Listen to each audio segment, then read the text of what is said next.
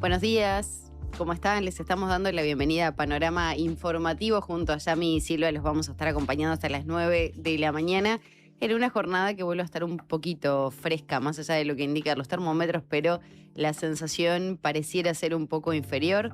Una jornada a esta hora además con advertencias meteorológicas vigentes para el norte del territorio, que ya les vamos a estar contando, pero es momento de saludarla. ¿Cómo anda, Yami? Muy bien, May, ¿cómo estás vos? Bueno, el muy bien, entre comillas, ¿no? Bueno, no, yo estoy muy bien, la verdad, estoy muy bien. Muy bien de ánimo. Sí, o sea, el viernes, los que escucharon el viernes, bueno, estaba un poco, la verdad, tomada por el resfrío. Los sigo un poco así, pero ayer no ayudó mucho el partido de España-Argentina. Te ayudó anímicamente. No ayudó para la voz. Gritaste. Claro. Ah, Los 3 goles, porque bueno, solo valió uno, pero grité los 3. sí, yo creo que el primero estuvo bastante mal anulado. Pero bueno, ya vamos a estar hablando de deportes. Tenemos un nuevo campeón del mundo que se consagra por segunda vez en su historia como tal. Pero les decía recién que bueno, hay una advertencia meteorológica vigente y es importante tener en cuenta esto luego de lo que sucedió el fin de semana con ese temporal que afectó significativamente el norte del territorio nacional. A esta hora y hasta las 9 de la mañana está vigente esta advertencia meteorológica de color amarillo por tormentas fuertes y lluvias abundantes. Según señala Inumet, una perturbación atmosférica asociada a una masa de aire húmeda e inestable afecta al país. Esto está provocando tormentas, algunas puntualmente fuertes.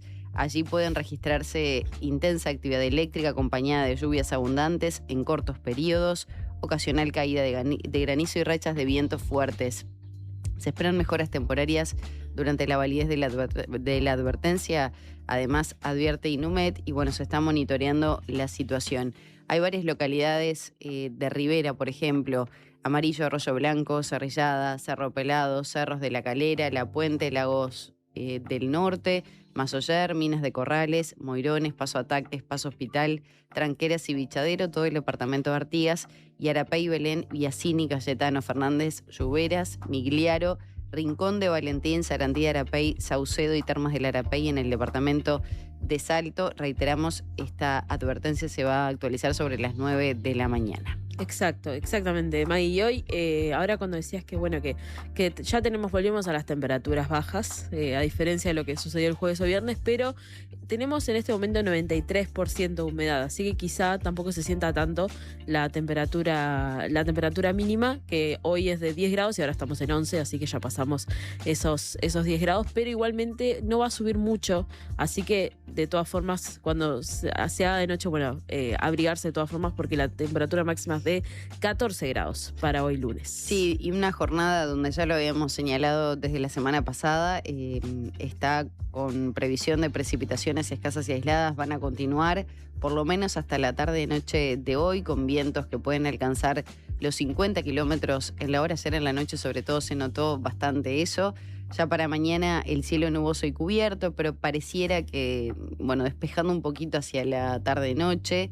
Lo mismo va a suceder el miércoles y las temperaturas van a ser bastante similares. Por lo pronto libre de precipitaciones hasta el fin de semana, es lo que marca el Instituto Uruguayo de Meteorología. Pasamos al lunes y ya pareciera que se va acomodando allí, bueno, también las temperaturas, ¿no? Más acordes al invierno de nuestro país. Y ganamos minutos de sol, porque hoy va a amanecer a las 7:48. Esto sí es una diferencia con respecto a los otros días. Estábamos en 51, en ¿no? 51, sí. 51, 50, hoy ya tenemos 2 minutos más. Bueno, de divino, sol. divino. Qué buena noticia para los que son sol dependientes, ¿no? Pero con mucha gente que es así. Bueno, lo que sí va a estar complejo para lavar ropa, ya lo dijimos, con la humedad que está prácticamente cercana al 100% y hace que, bueno, todo cueste un poquito más secarse. Pero una jornada, la de hoy, cuando pasan 7 minutitos de las 7 de la mañana con mucha información y noticias. Vamos a recibir además aquí en los estudios al senador del Frente Amplio, Eduardo Brenta, con quien vamos a profundizar en el proyecto de Juicios por la Verdad. ¿De qué se trata? ¿En qué consiste? ¿A quiénes alcanzaría? ¿Con quiénes han dialogado al respecto previo a la presentación de este proyecto? ¿Qué representa que no persiga un objetivo penal, sino tutelar el derecho a la verdad? Vamos a profundizar también en esos conceptos, si hay antecedentes de proyectos de estas características y quién estaría a cargo, bueno, de llevar adelante estos juicios por la verdad. Por supuesto, las expectativas en torno a la rendición de cuentas y sobre todo su discusión, qué opinión se tiene sobre el documento y si coincide con lo que se pretendía llegar por parte del Ejecutivo y que se había señalado en una primera instancia, su opinión sobre los cambios al sistema de transferencias a infancias y adolescencia, los cuestionamientos de la coalición, la decisión de no acompañar y las condicionalidades en las que no se llega a coincidir con la oposición, preferentemente. Exacto. Recordemos eso, ¿no? Que la discusión en este momento está en la Cámara de Diputados y que recién empieza también, pero ya han salido algunas cosas que vamos a estar repasando en este momento, algunas propuestas del Partido Nacional, por ejemplo. Entonces, bueno, está bueno también para analizar, tener en cuenta eso, tenerlo sobre la mesa. Y otro tema que vamos a estar abordando con Brenta es justamente la comisión que investiga el proceso de compra de las patrullas oceánicas, este contrato que se firmó con el gobierno anterior, con la empresa Cardama. Bueno, ¿qué expectativas hay con respecto a la comparecencia hoy de el ex ministro de Defensa Nacional y actual senador del Partido Nacional, Javier García? Ahora ya estamos entrando en esa etapa final de esta comisión. Hoy va Javier García, en la próxima sesión va a ir el ex ministro de Defensa también, Armando Castaing-Debat, y en la última va a ir la actual ministra de Defensa, Sandra Lasso, pero la comparecencia de hoy tiene una particular importancia, ¿no? Porque, bueno, Javier García estuvo... Fue el que gestó todo el negocio con Cardama. Exactamente. Entonces, bueno, ¿qué expectativas tienen? ¿En qué etapas está? Si se podría también elevar a la justicia la evidencia que se recoge en esta comisión y qué plazo están manejando, ¿no? Para este trabajo en esta comisión investigadora. Exacto. Bueno, y hoy vuelve Antonio, que en su columna nos va a ilustrar sobre lo que está pasando con las modificaciones que se impusieron al denominado Tax Holiday, la exoneración impositiva a residentes con patrimonio en el exterior. Vamos a conocer un poco más de qué se trata, su alcance y también los cambios que rigen desde este año. Pero al mismo tiempo y fiel a su estilo, Antonio lo contrastará con una discusión existente, ¿no? Porque de la primera poco y nada se habla. Estamos hablando de este Tax Holiday. No sé si alguien en su casa sabe de lo que les estamos hablando, pero bueno, mientras sucede eso y mientras se exonera a los más ricos que llegan a nuestro país, acá se discuten otros aspectos que impactan directamente a la vida de los más vulnerables, ¿no? Ese contraste entre lo que no hablamos y lo que sí discutimos porque lo conocemos. Bueno, bien pertinente justamente por todo esto que estábamos hablando, la discusión y sobre todo la reflexión que nos va a plantear Antonio en su columna en esta jornada. Y algo que no hicimos es saludar a toda la comarca que nos está escuchando, allí del otro lado, a todos los amigos que nos sintonizan a través de la 97.9 FM aquí en Montevideo, la 102.5 FM en Maldonado, la 90.9 FM en Colonia, por supuesto a todos aquellos que ya hasta ahora están prendidos al canal de La Diaria de YouTube, también por allí nos pueden escuchar. Ya nos están llegando mensajes, Maggie, contándonos cómo está el clima en sus respectivos departamentos, pero yo voy a recordar el número. Nos pueden escribir al 099-891-888. Muy bien, dicho esto, vamos a comenzar a desarrollar las principales noticias de la jornada. De 7 a 9, Panorama Informativo. Conducción, Maggie Correa y Yamila Silva. Análisis de Antonio Ladra. Panorama Informativo. Titulares.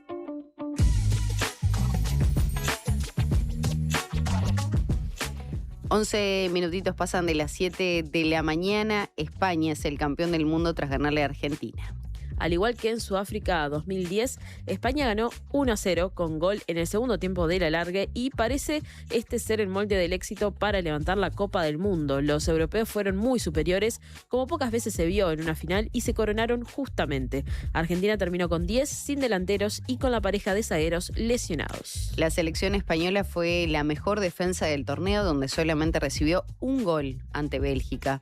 La Roja funcionó con movimientos tácticos perfectos, un buen triángulo defensivo y sobre todo la importancia de defenderse con la pelota. Además del título colectivo, España se llevó los premios individuales. Unai Simón fue distinguido como el Guante de Oro, siendo el mejor arquero del torneo. El zaguero de Barcelona, Pau Cubarsí, fue el mejor jugador joven, que tiene 19 años y está a un nivel extraordinario, mientras que Rodri fue elegido el mejor jugador del Mundial e hizo historia. Ha sido campeón del planeta en selecciones y clubes con Manchester City, campeón de la Premier y la Champions League y además elegido Balón de Oro, todo esto siendo volante central.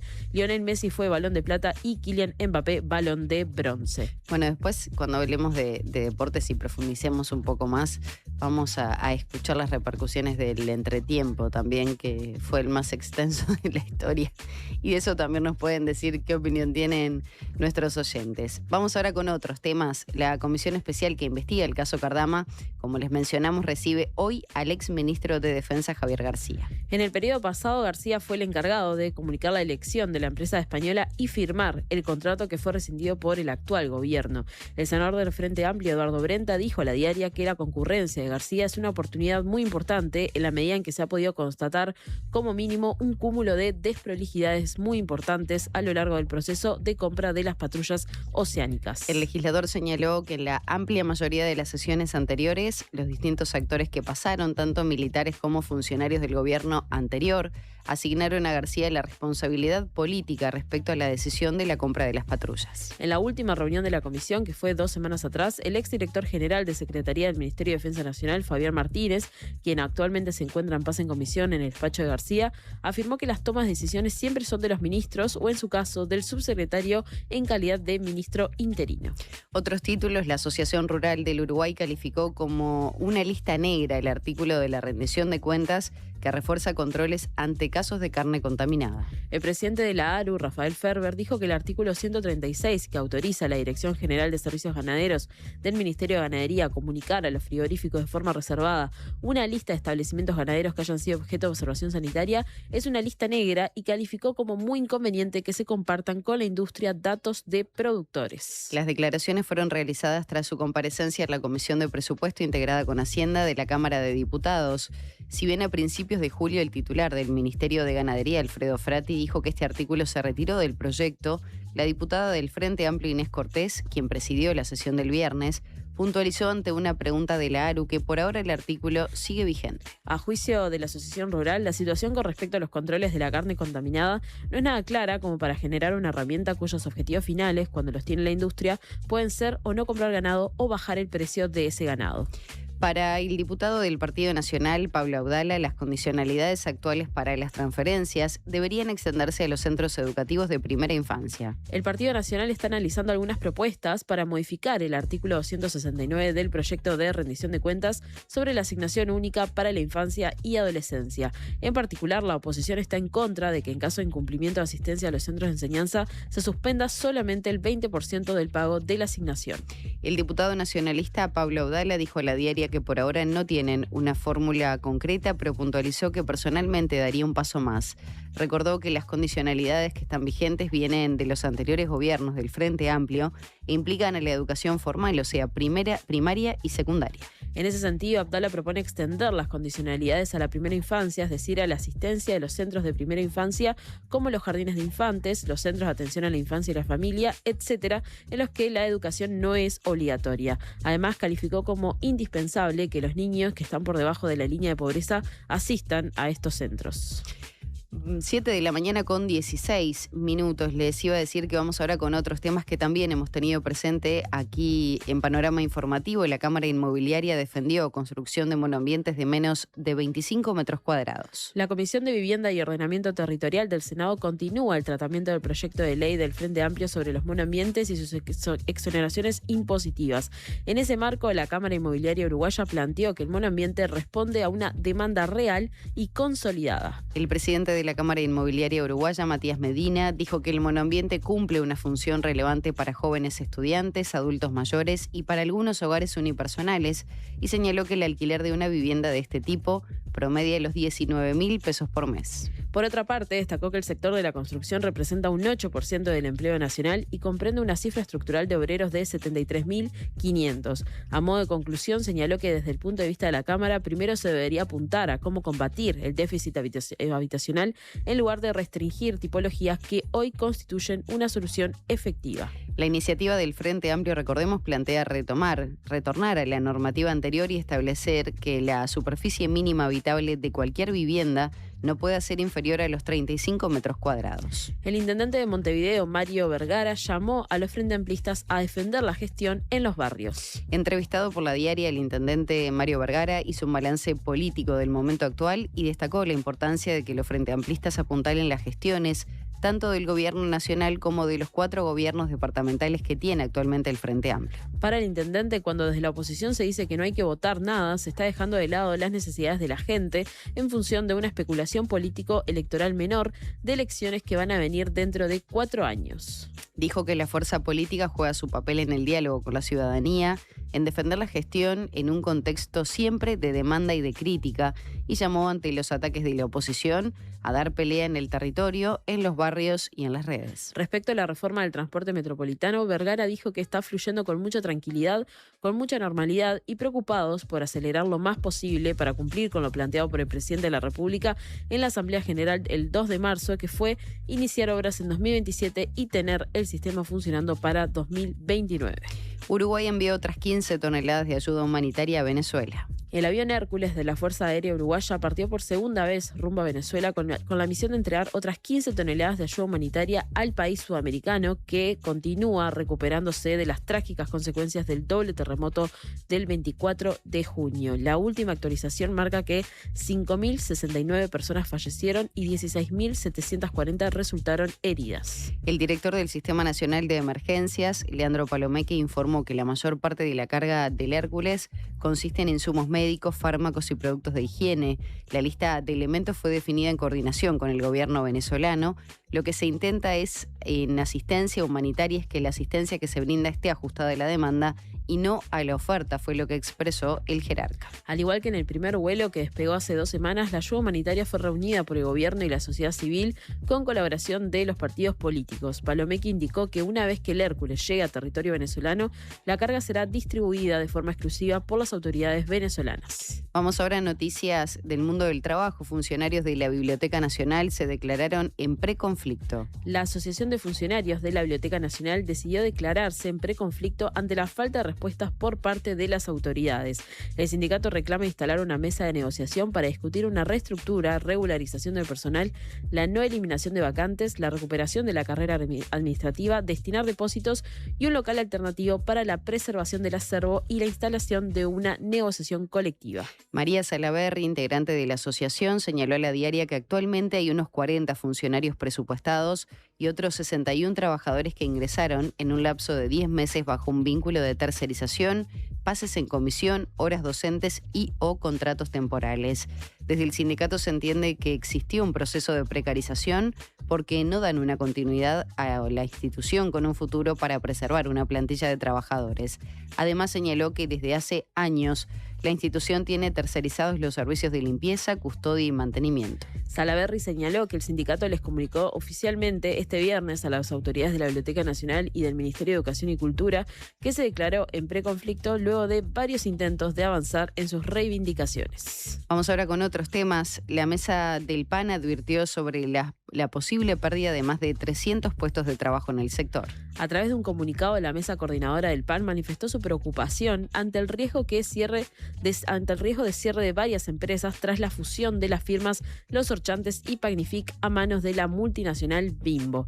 En ese marco, el sindicato cuestionó el incumplimiento contumaz de las condiciones y garantías que se le impusieron a la multinacional después de autorizar la concentración económica entre el grupo Bimbo y Pagnific, orientadas a preservar las condiciones del mercado. El presidente del sindicato, Luis Echevarría, dijo a La Diaria que frente al evidente desapego de las condiciones impuestas para la autorización, desde el sindicato se exige que se abra un espacio de diálogo para conocer en detalle el estado actual de proceso de contralor y fiscalización y al mismo tiempo articular mecanismos de control e intimación necesarios para garantizar compromisos asumidos oportunamente. Echevarría señaló que la mesa coordinadora del PAN solicitó acceder a la consultoría presentada por Bimbo, pero que hasta el momento no hubo respuestas. 7:22 a.m. Vamos ahora con temas vinculados a la educación y la estrategia de la ANEP para que estudiantes vuelvan al sistema apuesta a la revinculación como un proceso. La Administración Nacional de Educación Pública, la ANEP, lidera una estrategia de revinculación educativa en la que participan varios organismos públicos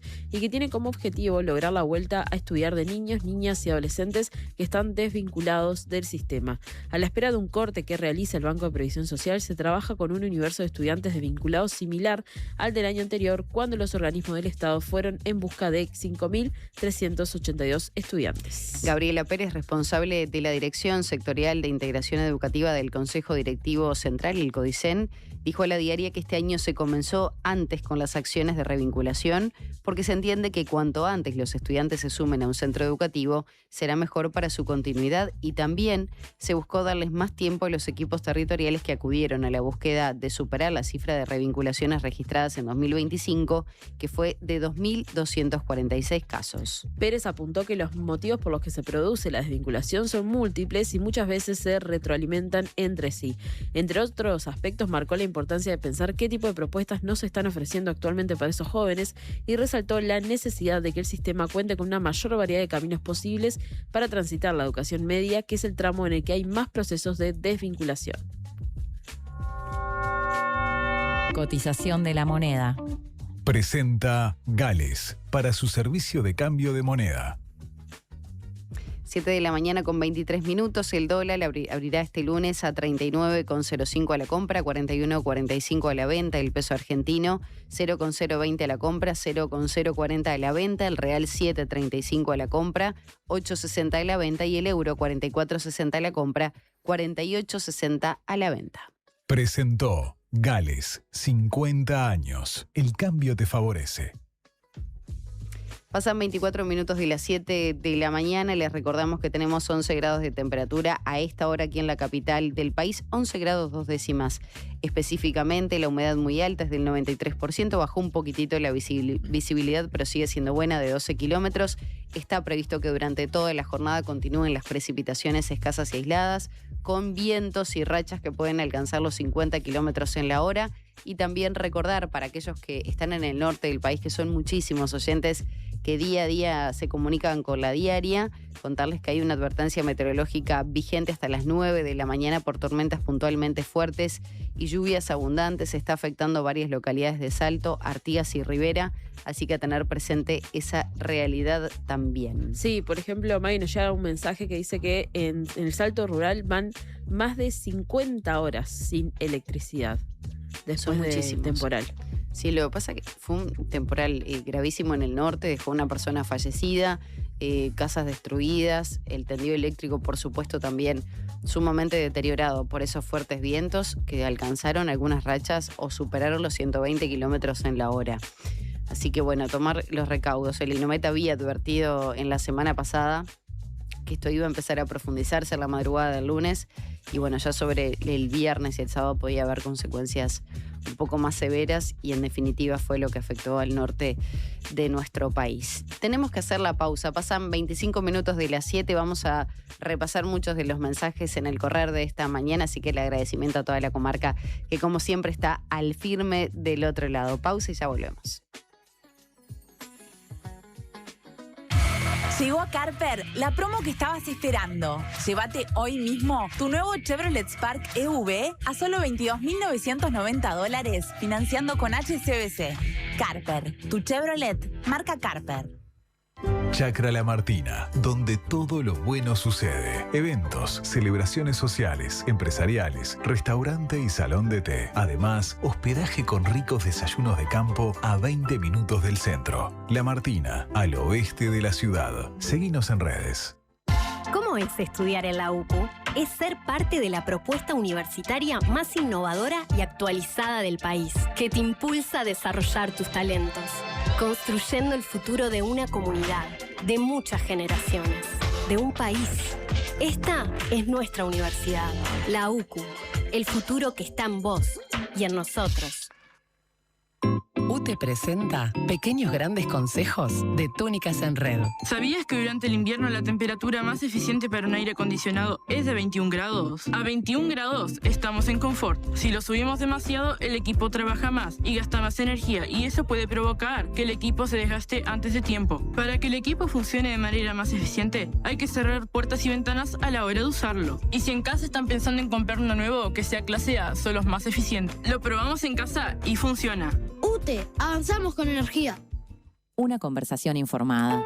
La Diaria Radio 97.9.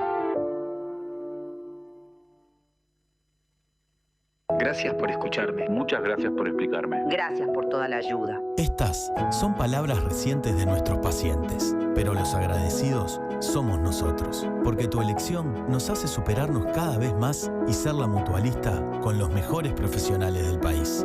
En julio, si tu número de cédula termina en 7, venía un nuevo CASMU. Afiliate en nuestros locales, en la web o a través del 1444. CASMU, estamos para cuidarte. Consulte las condiciones. Cobertura total de asistencia médica. Agosto en el Teatro Solís. Celebramos 170 años con una temporada de grandes encuentros. Galas aniversario. 11 de agosto, Banda Sinfónica de Montevideo. 12 de agosto, Orquesta Filarmónica de Buenos Aires. 19 de agosto, Orquesta Filarmónica de Montevideo. Además, Dar Vuelta a Todo y la Casa de Bernarda Alba por la Comedia Nacional. Nostalgia Sinfónica. Maya Castro, 20 años. Gustavo Casenave en concierto. Viví una temporada inolvidable. Consulta la programación en teatrosolís.org.uy. Teatro Solís, Intendencia de Montevideo.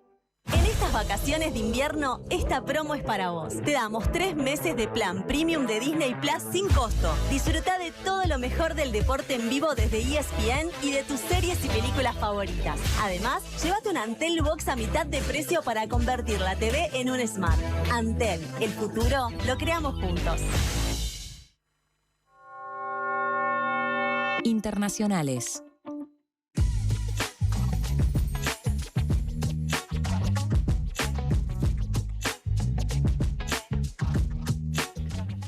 Siete de la mañana con 29 minutos. Comenzamos a desarrollar las principales noticias que llegan fuera de frontera. La justicia brasileña negó a Bolsonaro poder recibir a Javier Milei. El ministro Alexandre de Moraes, que es integrante del Supremo Tribunal Federal y el juez más conocido de Brasil, rechazó el pedido de los abogados defensores del expresidente Bolsonaro de recibir en su casa en Brasilia al mandatario argentino, que viajará al país vecino el sábado. Al denegar la solicitud, Moraes citó una decisión que él mismo había firmado el viernes, la cual mantenía el arresto domiciliario de Bolsonaro, condenado a 27 años de prisión por liderar la trama golpista del año 2022, pero restringía las visitas con fines electorales, así como también la difusión de manifiestos. Esto se produjo tras la publicación de una carta en la que el expresidente, entre otras cosas, se refería a su hijo Flavio como su portavoz. Bolsonaro está preso desde el 25 de noviembre de 2025 y en marzo de este año pasó a cumplir prisión domiciliaria con el aval del propio ministro Moraes por motivos humanitarios, días después de recibir el alta tras sufrir un cuadro de bronconeumonía que lo mantuvo cerca de 10 días internado en una clínica privada de Brasilia. Vamos ahora con otros temas. Netanyahu dijo que el alcalde de Nueva York quiere desviar la atención. El primer ministro de Israel respondió a las declaraciones de Zoran Mamdani, el alcalde de Nueva York, quien reiteró que considera la posibilidad de detenerlo si viaja a la Asamblea General de la ONU en septiembre.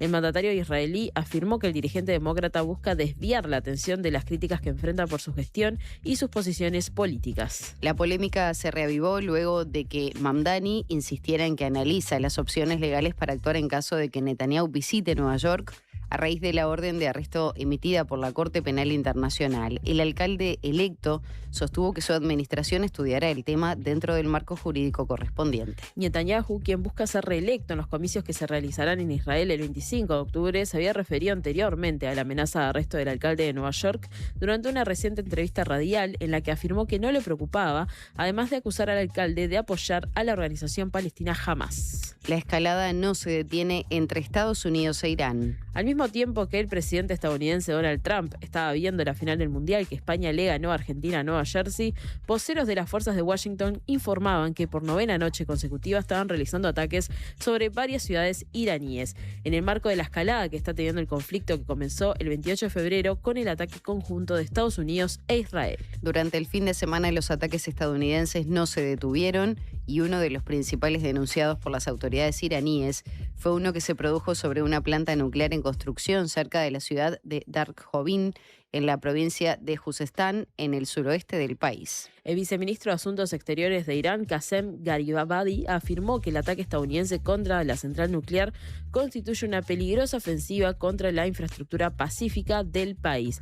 El funcionario declaró que responsabiliza plenamente al gobierno estadounidense de las consecuencias derivadas del aumento de la inseguridad y la inestabilidad. Deportes. Pasan 32 minutos de las 7 de la mañana y tenemos que hablar de lo que dejó este fin de semana de cierre de la Copa del Mundo. Vamos a comenzar por lo del sábado. Inglaterra venció a Francia y se quedó con el tercer puesto. La selección británica se quedó el sábado con la medalla de bronce del Mundial 2026 tras un partido raro y carente de nervio competitivo, aunque lleno de golazos. El equipo francés regaló el primer tiempo y se fue al descanso perdiendo 4-0. En el complemento, Francia se decidió a jugar y se puso a tiro de resultado, pero los ingleses lo cerraron 6-4 con un gol de penal y una enorme apilada de Jude Bellingham, que fue un golazo. No. La pregunta es, ¿alguien en su cabeza había puesto un 6-4 Inglaterra-Francia? No creo.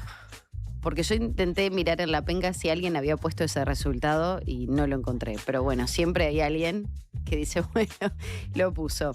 Este triunfo de Inglaterra quedará en la historia de los mundiales por el récord establecido en los partidos por el tercer puesto con 10 goles. El encuentro superó el anterior registro de la definición por el bronce que pertenecía a la victoria 6-3 de Francia sobre Alemania Federal en Suecia del 58. Además, el partido fue el más goleado del Mundial 2026 y uno de los encuentros con más goles en la historia del torneo. Además del histórico 6-4 de Inglaterra sobre Francia, Alemania goleó la fase de grupos al vencer 7-1 a Curazao, mientras que Senegal derrotó 5-0 a Irak y Países Bajos superó 5-1 a Suecia. También hubo triunfos amplios como España 4-0 a Arabia Saudita y Japón 4-0 Túnez. Bueno, y tenemos que recordar que Kylian Mbappé fue el goleador de este mundial. El Mundial de Estados Unidos, México y Canadá 2026 terminó con el francés como máximo anotador. El delantero marcó 10 goles y se quedó con la bota de oro por delante del argentino Lionel Messi, que se quedó con 8 tantos. Más atrás a la tabla quedaron el inglés Jude Bellingham y el noruego Erling Haaland, ambos con 7 goles. Y otra dupla que integran el francés Ousmane Dembélé y el también británico Harry Kane, ambos con 6. Mbappé fue haciéndose goleador a lo largo de toda la Copa. La cuenta del delantero comenzó en la fase de grupos con 2 goles frente a Senegal en el debut y otro par contra Irak en la segunda fecha. En la última etapa los galos ya estaban clasificados y Mbappé no marcó frente a Noruega, pese a que los suyos golearon 4-1. Luego amplió su marca en los cruces eliminatorios, primero contra Suecia, quien le hizo 2, en octavos sumó 1 de penal ante Paraguay y en cuartos volvió a marcar frente a Marruecos. Tras la derrota ante España en semifinales, su producción se cerró con los 2 goles en el partido por el tercer puesto que terminaron de asegurarle el liderazgo en la tabla de máximos anotadores del Mundial. Bueno, sí, se cierra este Mundial 2026 raro, ayer también con algunas cuestiones particulares y eso lo mencionábamos hoy temprano. La presencia de Trump allí al lado de Sheinbaum llamaba la atención, ¿no? Y por otro lado, no sé si le prestaron atención al momento en que Infantino y Trump llevan la copa. Que Infantino le decía que se corriera para la foto cuando levantara la copa el capitán español. Incluso y no se movió. Le da como un poco de... Foto, no Trump. Fue tan insistente en que se moviera, ¿no? Fue como, bueno vení para acá. Pero lo que pasa que es un momento de incomodidad. ¿Qué le decís? Che, Trump, correte un poquito, vení, Ronald, un poquito más a la derecha, que tienen que salir ellos en la foto, no nosotros. Bueno, justo ayer estaba repasando cuando fue el Mundial de Clubes, que fue en Estados Unidos, que también Trump había salido, pero salió en la foto con los campeones, pero en la foto en el medio. Acá por lo menos, bueno, estaba en el costadito, última se lo podía cortar. pero acá está en el medio con los jugadores, con la copa del Mundial de Clubes. Es increíble. Sí, muchas cosas pasaron ayer, ¿no? Algunas faltas, bueno, que quizás no fueron faltas, otras que sí lo fueron y no se cobraron. Pasaron muchas cosas en el partido. Sí, a ver, España lo pasó por arriba. Creo que lo que le faltó fue la definición del gol, ¿no? Que, bueno, aparte el Diego Martínez sacó varias pelotas importantes para lo que podía ser el gol de España, pero España con una clase mantuvo la pelota durante todo el partido y no lo dejó jugar a Argentina, bloqueó a Messi. Creo que eso es innegable. Quienes pudieron mirar el partido se dieron cuenta que la posesión de pelota, los tiros al arco, todo era sumamente superior. Además, los números después así lo reflejaban cuando llegaba como el resumen, ¿no? Sí, hubo algunas cosas también en esto de las faltas que no eran faltas un poco absurdas, ¿no? El momento ese del jugador Cucurella, que tuvo creo que 2 segundos en que se puso la mano en la boca, que bueno, que eso no se puede por reglamento FIFA, te pueden sacar una roja, ya lo habíamos visto con Almirón, y Messi, bueno, diciendo al árbitro, casi como que, perdón por lo que decir, pero como un niño, como, no, miren lo que hizo, se tapó la boca esperando que le saquen roja. Bueno, hubo como esos momentos extraños. Después el momento caliente que fue después que terminó el partido, Paredes golpeando a algunos futbolistas españoles también, bueno. Cuando uno ve Scaloni y sus declaraciones no van de la mano de lo que hizo Paredes, pero también calentura post partido, pero que no se justifica. No, nunca nada, justifica. No, nunca justifica. Ese nivel de violencia no. Aparte, Argentina viene de ser campeón del mundo, vicecampeón, 2 finales consecutivas. Es increíble lo que han hecho los argentinos también en estos años. Y bueno, después las lágrimas de Messi que también hablan del cierre de un ciclo, ¿no? Más allá de perder una final del mundo, pero es el cierre, creo yo, con Argentina. No sé si jugará la Copa América del 28, pero a nivel mundial se cierra una etapa para uno de los máximos jugadores de la historia que ha dejado el fútbol mundial, no solo el argentino, sino a nivel mundial, y que bueno, también hasta esta final dio cátedra de lo que se puede hacer con 39 años, ¿no? Con la constancia y la dedicación que ha tenido Messi a lo largo de su vida. Tenemos que hablar del fútbol local cuando pasan 38 de las 7, porque la Mutual paró el fútbol por una agresión a un jugador. Sí, tras el empate de 0-0 en el clásico de barrio entre Rentistas y Cerrito disputado en el complejo de Los Rojos, hubo incidentes entre las parcialidades que se registraron 20 minutos después de la finalización del encuentro. La policía intervino en el inconveniente en el que hubo lanzamientos de proyectiles y vidrios rotos en el estacionamiento del estadio. En el intento de persuadir hubo un cruce con hinchas de los Bichos Colorados. El futbolista Jean Martínez, que había salido del vestuario para ver a sus familiares, fue agredido por un efectivo policial, según denunció el club, y el jugador debió ser trasladado a un hospital. Tras esto, la Mutual de Futbolistas decretó el paro en la noche del mismo sábado. No hubo actividad de primera y segunda división por los repudiables hechos de violencia que provocaron lesiones de gravedad a un compañero, según señaló el gremio. Esta medida va a permanecer hasta que existan garantías efectivas que permitan desarrollar el trabajo en condiciones de seguridad. Bueno, estamos llegando a las 8:20 de la mañana y son muchísimos los mensajes que vienen llegando a través de nuestro WhatsApp que vamos a ir compartiendo, pero desde imágenes, saludos en la previa, al comienzo de Panorama Informativo, ya antes de las 7 estaban llegando muchísimos mensajes y algunos que van respondiendo, ¿no?, a esto que estábamos hablando respecto al Mundial. Vamos a hacer la pausa y enseguidita vamos a estar repasando sus mensajes. Ya volvemos.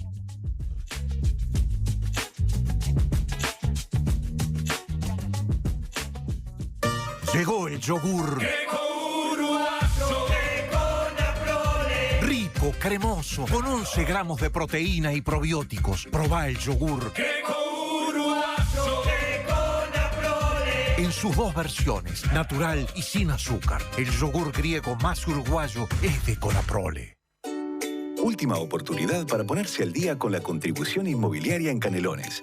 Hasta el 30 de octubre, accedes a convenios sin multas ni recargos y hasta en 60 cuotas. Informate por el 1828 o a través de imcanelones.gov.uy. Nunca fue tan fácil ponerte al día. No pierdas esta última chance. Canelones, avanza con la gente. Siempre hay una librería cerca tuyo y la mejor forma de cuidarla es comprando ahí tus libros. En La Diaria amamos las librerías y el amor es correspondido. Por eso con tu suscripción accedes a un 15% de descuento en las siguientes librerías de Montevideo: Guarida, La Libélula, Lannister, Afrodita, Pocho Libros, Librería Montevideo, Lotremont, Oso Libros, Lecturas Cómics y Librerías El Virrey. Leer tiene beneficios. La Diaria. Hola, ¿estás escuchando Diversidad de Opiniones? ¿Estás bien? Estás en La Diaria Radio 97.9. Los uruguayos nacimos para ser hinchas. Somos hinchas de la Celeste, pero también hinchas de Enrique, que reabrió el almacén de la esquina. ¡Vamos, Enrique! Y de Mariana, que está por traer un nuevo hincha al mundo. ¡Golazo, Mariana! Somos hinchas por naturaleza. Y por eso tenemos al Brou, que es hincha de los proyectos de todos y desde hace 130 años está jugando para Uruguay. Banco República, hincha de todos los uruguayos y sponsor principal de la selección uruguaya de fútbol. Prevení. Cuida tu corazón. Caminar al menos 30 minutos por día hace la diferencia. Prevení. Preasociate a la Española. 1920-1234 o en preasociate.com. Cobertura total de asistencia médica. Tras la puerta hay una selva. Árboles altos, matorrales verdes y animales por cada rincón. Monos en los árboles. Un perro que sigue mi caminar. Lianas, pájaros de colores y un camino largo y laberíntico. No hay edificios, solo naturaleza. Texto escrito por María Noel en la cárcel de mujeres de Montevideo. Cuerpos en Tránsito, un documental de Victoria Jiménez. Próximo estreno, 30 de julio. Seguinos y consulta fechas de las funciones en nuestras redes.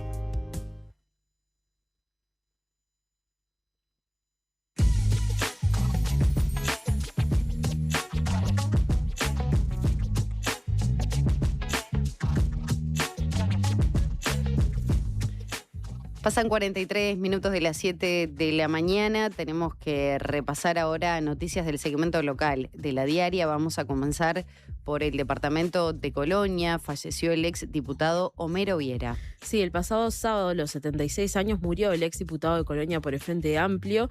Viera, que fue reconocido dirigente político y social, falleció en Rosario tras no haber superado un cuadro de deterioro en su salud que lo afectó en los últimos meses. El ex diputado era el padre del actual senador del Frente Amplio, Nicolás Viera. La noticia fue comunicada por el Movimiento de Participación Popular, el MPP, que expresó con profundo dolor: despedimos al compañero Homero Viera de Castro, comprometido militante, frente amplista, ex edil, ex diputado por Colonia y hombre de profundas convicciones. Dejó su huella en la construcción colectiva de un país más justo. Nacido y criado en Rosario, Viera desarrolló una intensa actividad política y social desde muy joven. Su compromiso con la izquierda y con el Movimiento de Liberación Nacional Tupamaros lo llevó a padecer un largo periodo de prisión de 12 años a partir de 1972, una experiencia que marcó profundamente su vida y que más tarde evocaría como parte de una trayectoria atravesada por la militancia. Tras el retorno de la democracia, participó activamente en el Frente Amplio, primero como edil en la ex Junta Local de Rosario y posteriormente como diputado. Nos vamos ahora al departamento de Maldonado. El Tribunal de Cuentas confirmó 1.208 observaciones por gastos municipales. La amplia mayoría de las observaciones del tribunal corresponden a gastos de la Intendencia de Maldonado de órdenes ejecutadas sin contar con disponibilidad presupuestal. Son 886, equivalentes a 310 millones de pesos.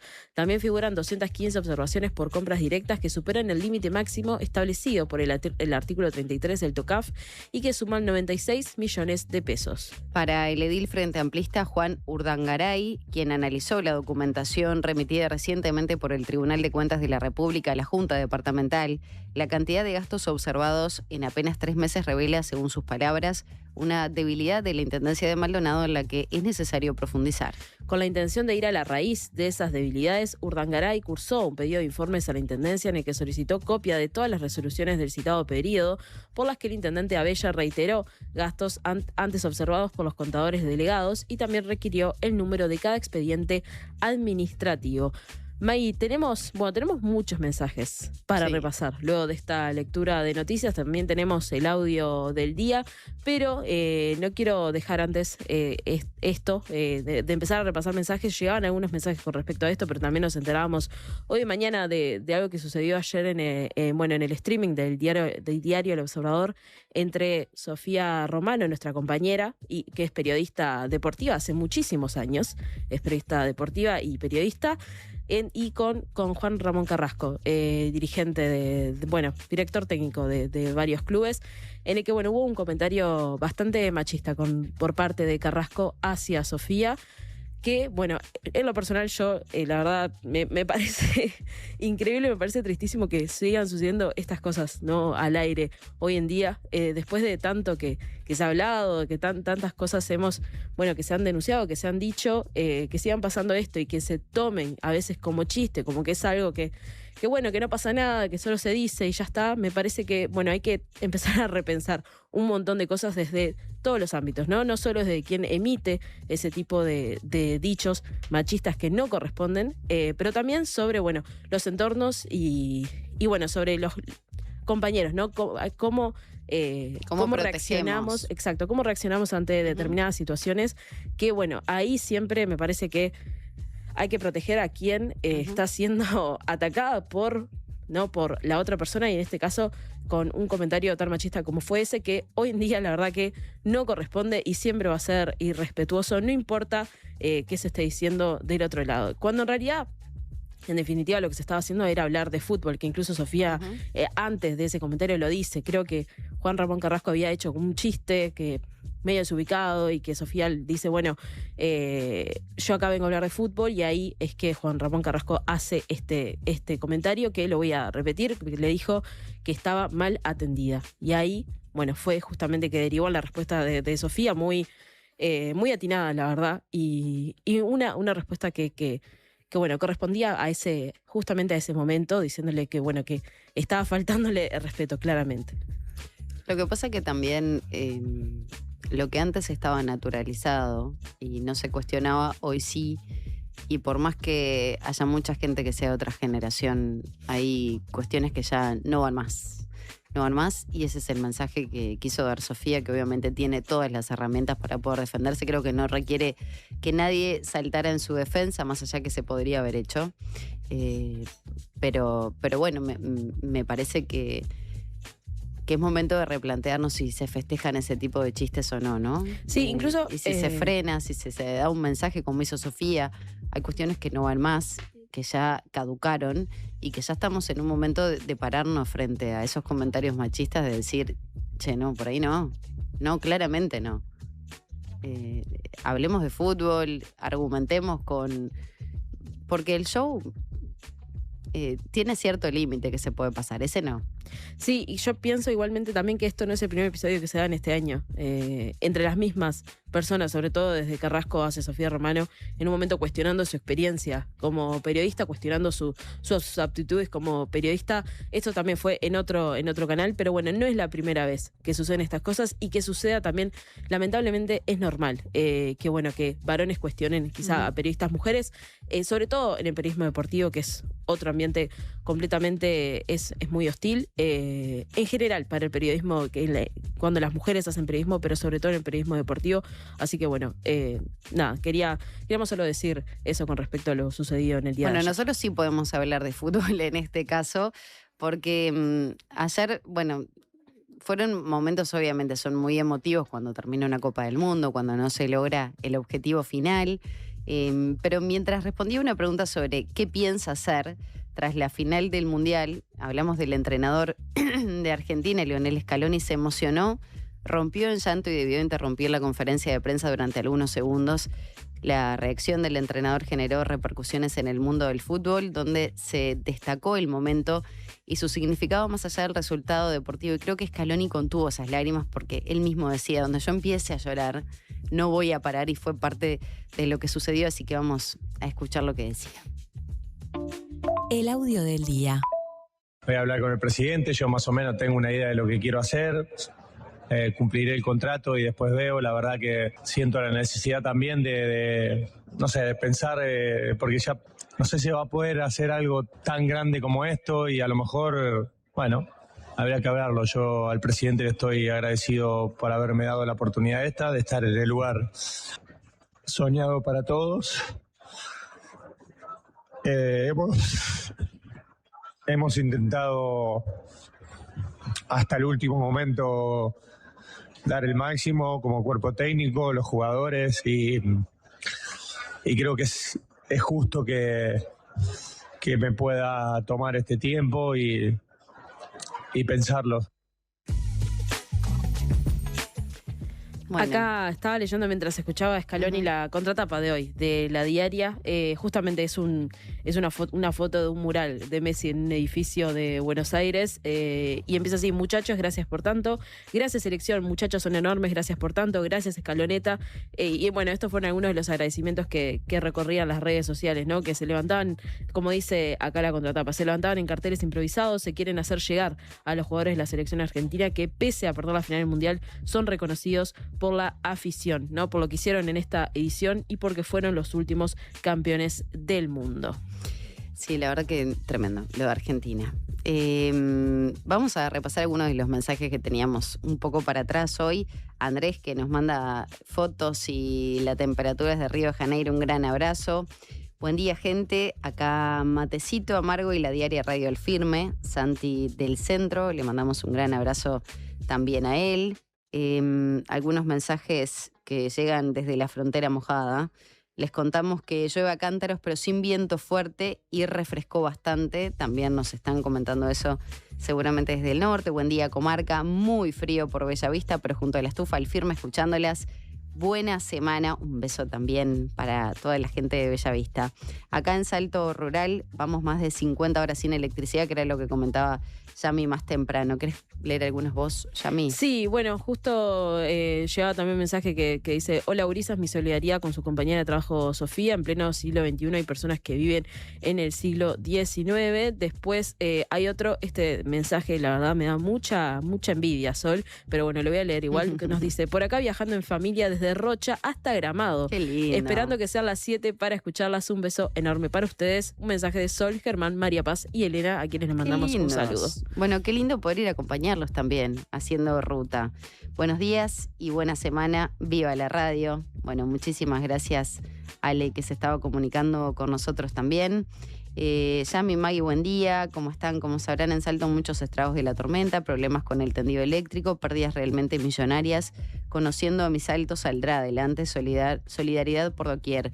Dice: personas, por ejemplo, que hoy no fueron a sus trabajos para ayudar a las personas sin techo. Les mando un gran abrazo a Alejandro, integrante de esta comarca. Bueno, un gran abrazo para toda la gente que se vio afectada por este temporal. Tenemos, siguen llegando mensajes, May. Nos dicen, bueno, por acá un hincha de Nacional de toda la vida, que ahí, bueno, le mando un gran saludo a Sofía Romano y, bueno, obviamente repudiando lo que decía Carrasco, nos desean una buena jornada por acá y siguen llegando mensajes y yo voy a aprovechar a recordar el número. Nos pueden escribir al 099-891-888 para que agenden este número en sus celulares y los puedan escribir. Bueno, las disculpas que no podemos leerlos todos en esta tanda, pero vamos a intentar realizarlo en un ratito nada más. Ya está acá en los estudios el senador del Frente Amplio, Eduardo Brenta, con quien vamos a hablar de muchísimos temas. Están los juicios por la verdad, la rendición de cuentas, bueno, lo que va a suceder por la Comisión Investigadora de Cardama en esta jornada también, que van a recibir al ex ministro de Defensa, Javier García. Hacemos la pausa y comenzamos ese diálogo.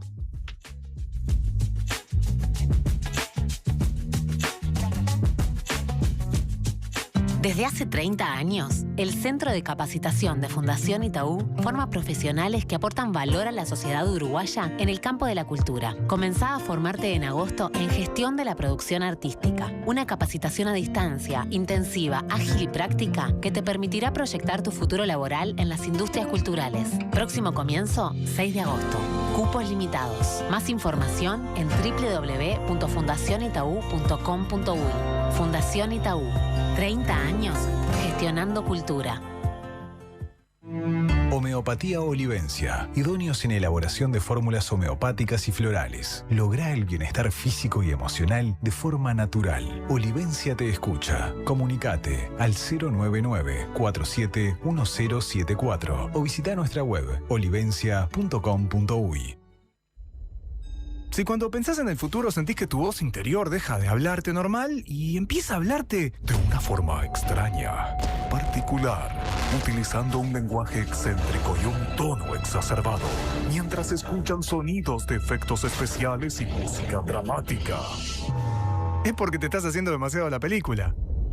La mejor forma de prepararte para el futuro es con Ahorro Más Vida de Banco de Seguros del Estado. Consulta con tu asesor de confianza en nuestras oficinas o en bse.com.uy. En Vida BSE podés confiar toda tu vida. Hola, ¿estás pensando en el mundo? Estás bien, estás en la Diaria Radio 97.9.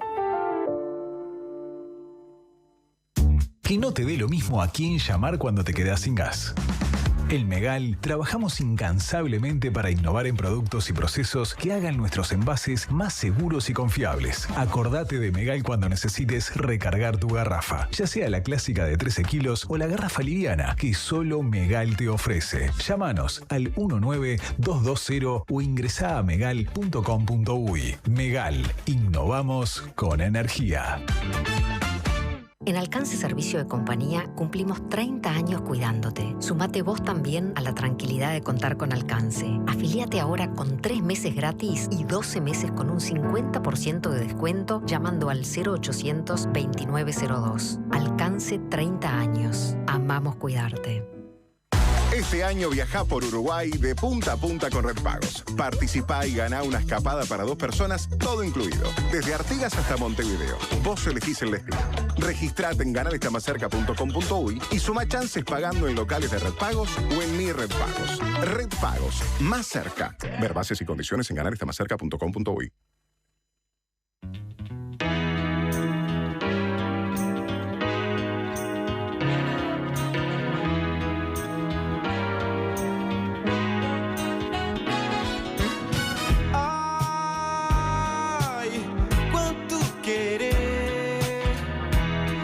Meu coração,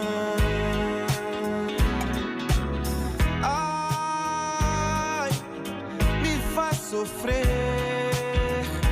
faz que me mata e se não mata fere. To be you.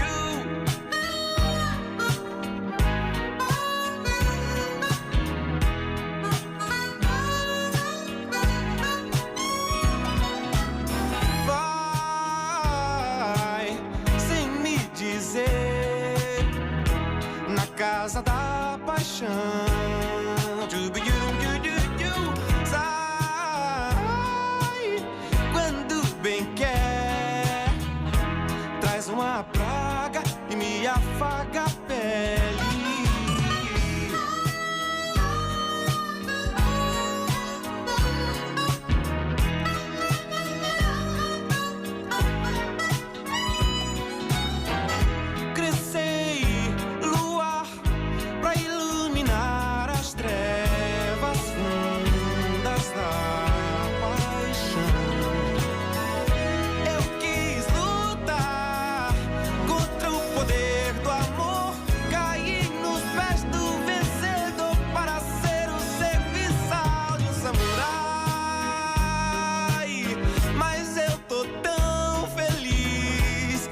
Que o amor atrai.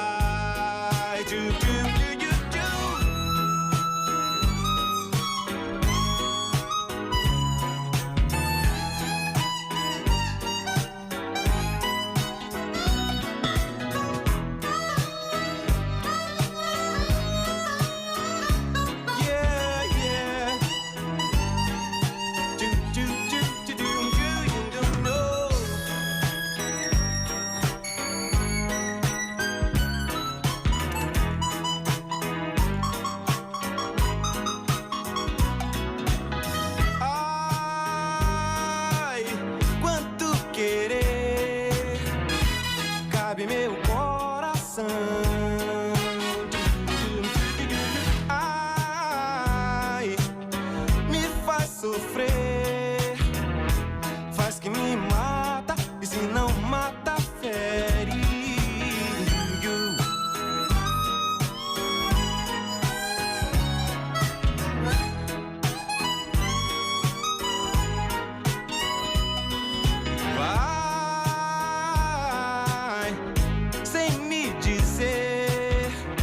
na casa da paixão. Sai quando bem quer, traz uma praga e me afaga a pele. Crescei. 8 de la mañana en punto y ya está con nosotros el senador del Frente Amplio, Eduardo Brenta, a quien le damos la bienvenida. Buenos días, ¿cómo le va? ¿Qué tal? Un gusto. Igualmente tenerlo por acá, hay muchos temas para dialogar. Hoy hay una comisión importante, la investigadora por Cardama que recibe al exministro de Defensa, Javier García. Está la discusión de la rendición de cuentas, que actualmente está en la Comisión de Diputados, pero bueno, en algunas semanas ya va a estar en la Cámara Alta. Pero queremos comenzar por los juicios de la verdad, Bien. que se ha hablado en este último tiempo, y como no tiene alcance penal, tal vez sería pertinente poder explicarle a la ciudadanía de qué se trata este proyecto, Brenta. Sí. En realidad este proyecto se trata de cumplir algunos convenios internacionales que Uruguay tiene, fundamentalmente buscando profundizar la política de esclarecimiento en materia de violaciones a los derechos humanos.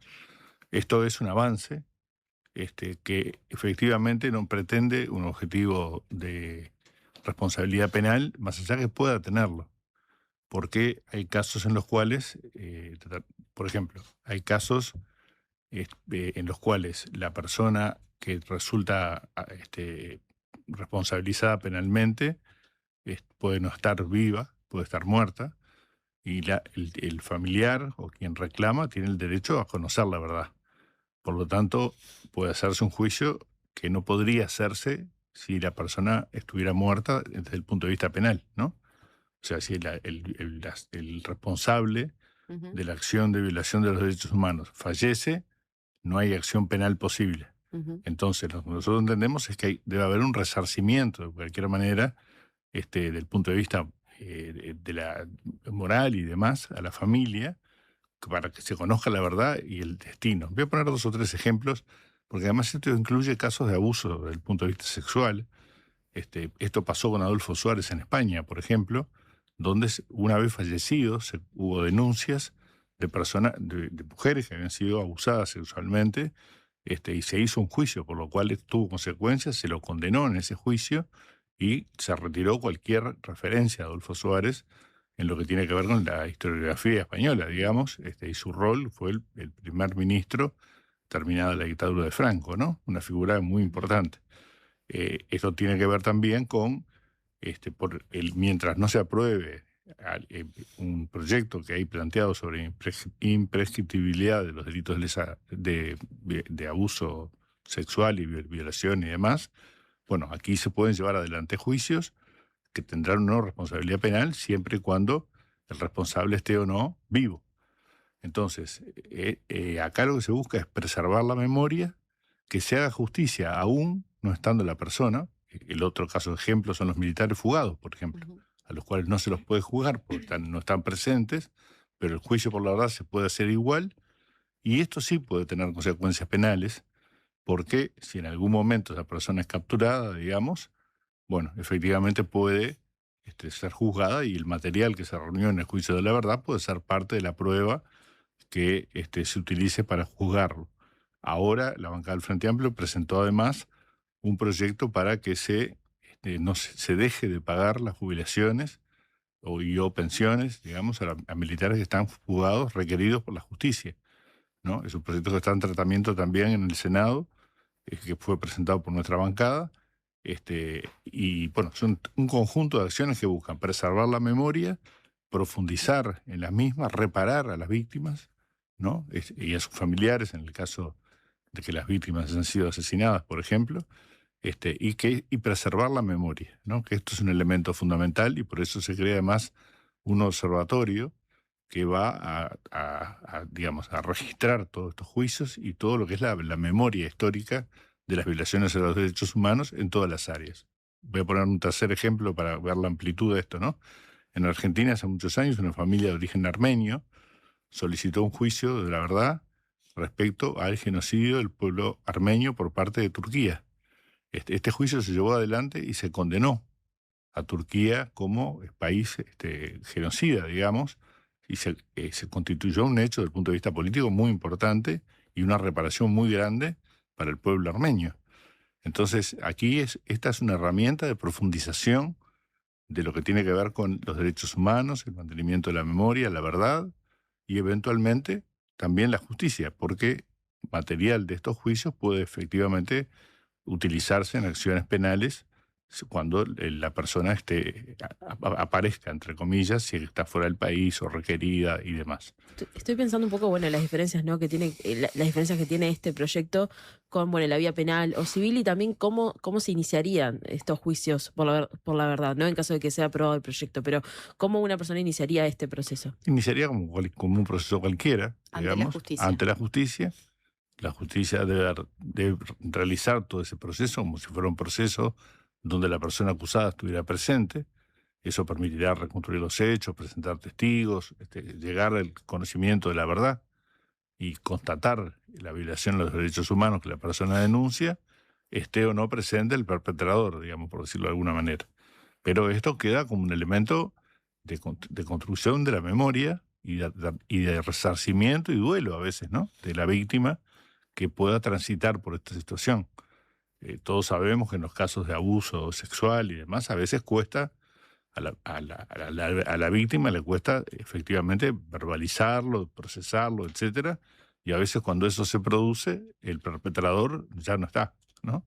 Por lo tanto, el resarcimiento de esa víctima es un derecho a la verdad que la persona tiene y que es reparatorio. De alguna manera, el hecho de que se conozca la verdad y se conozca quién fue el perpetrador.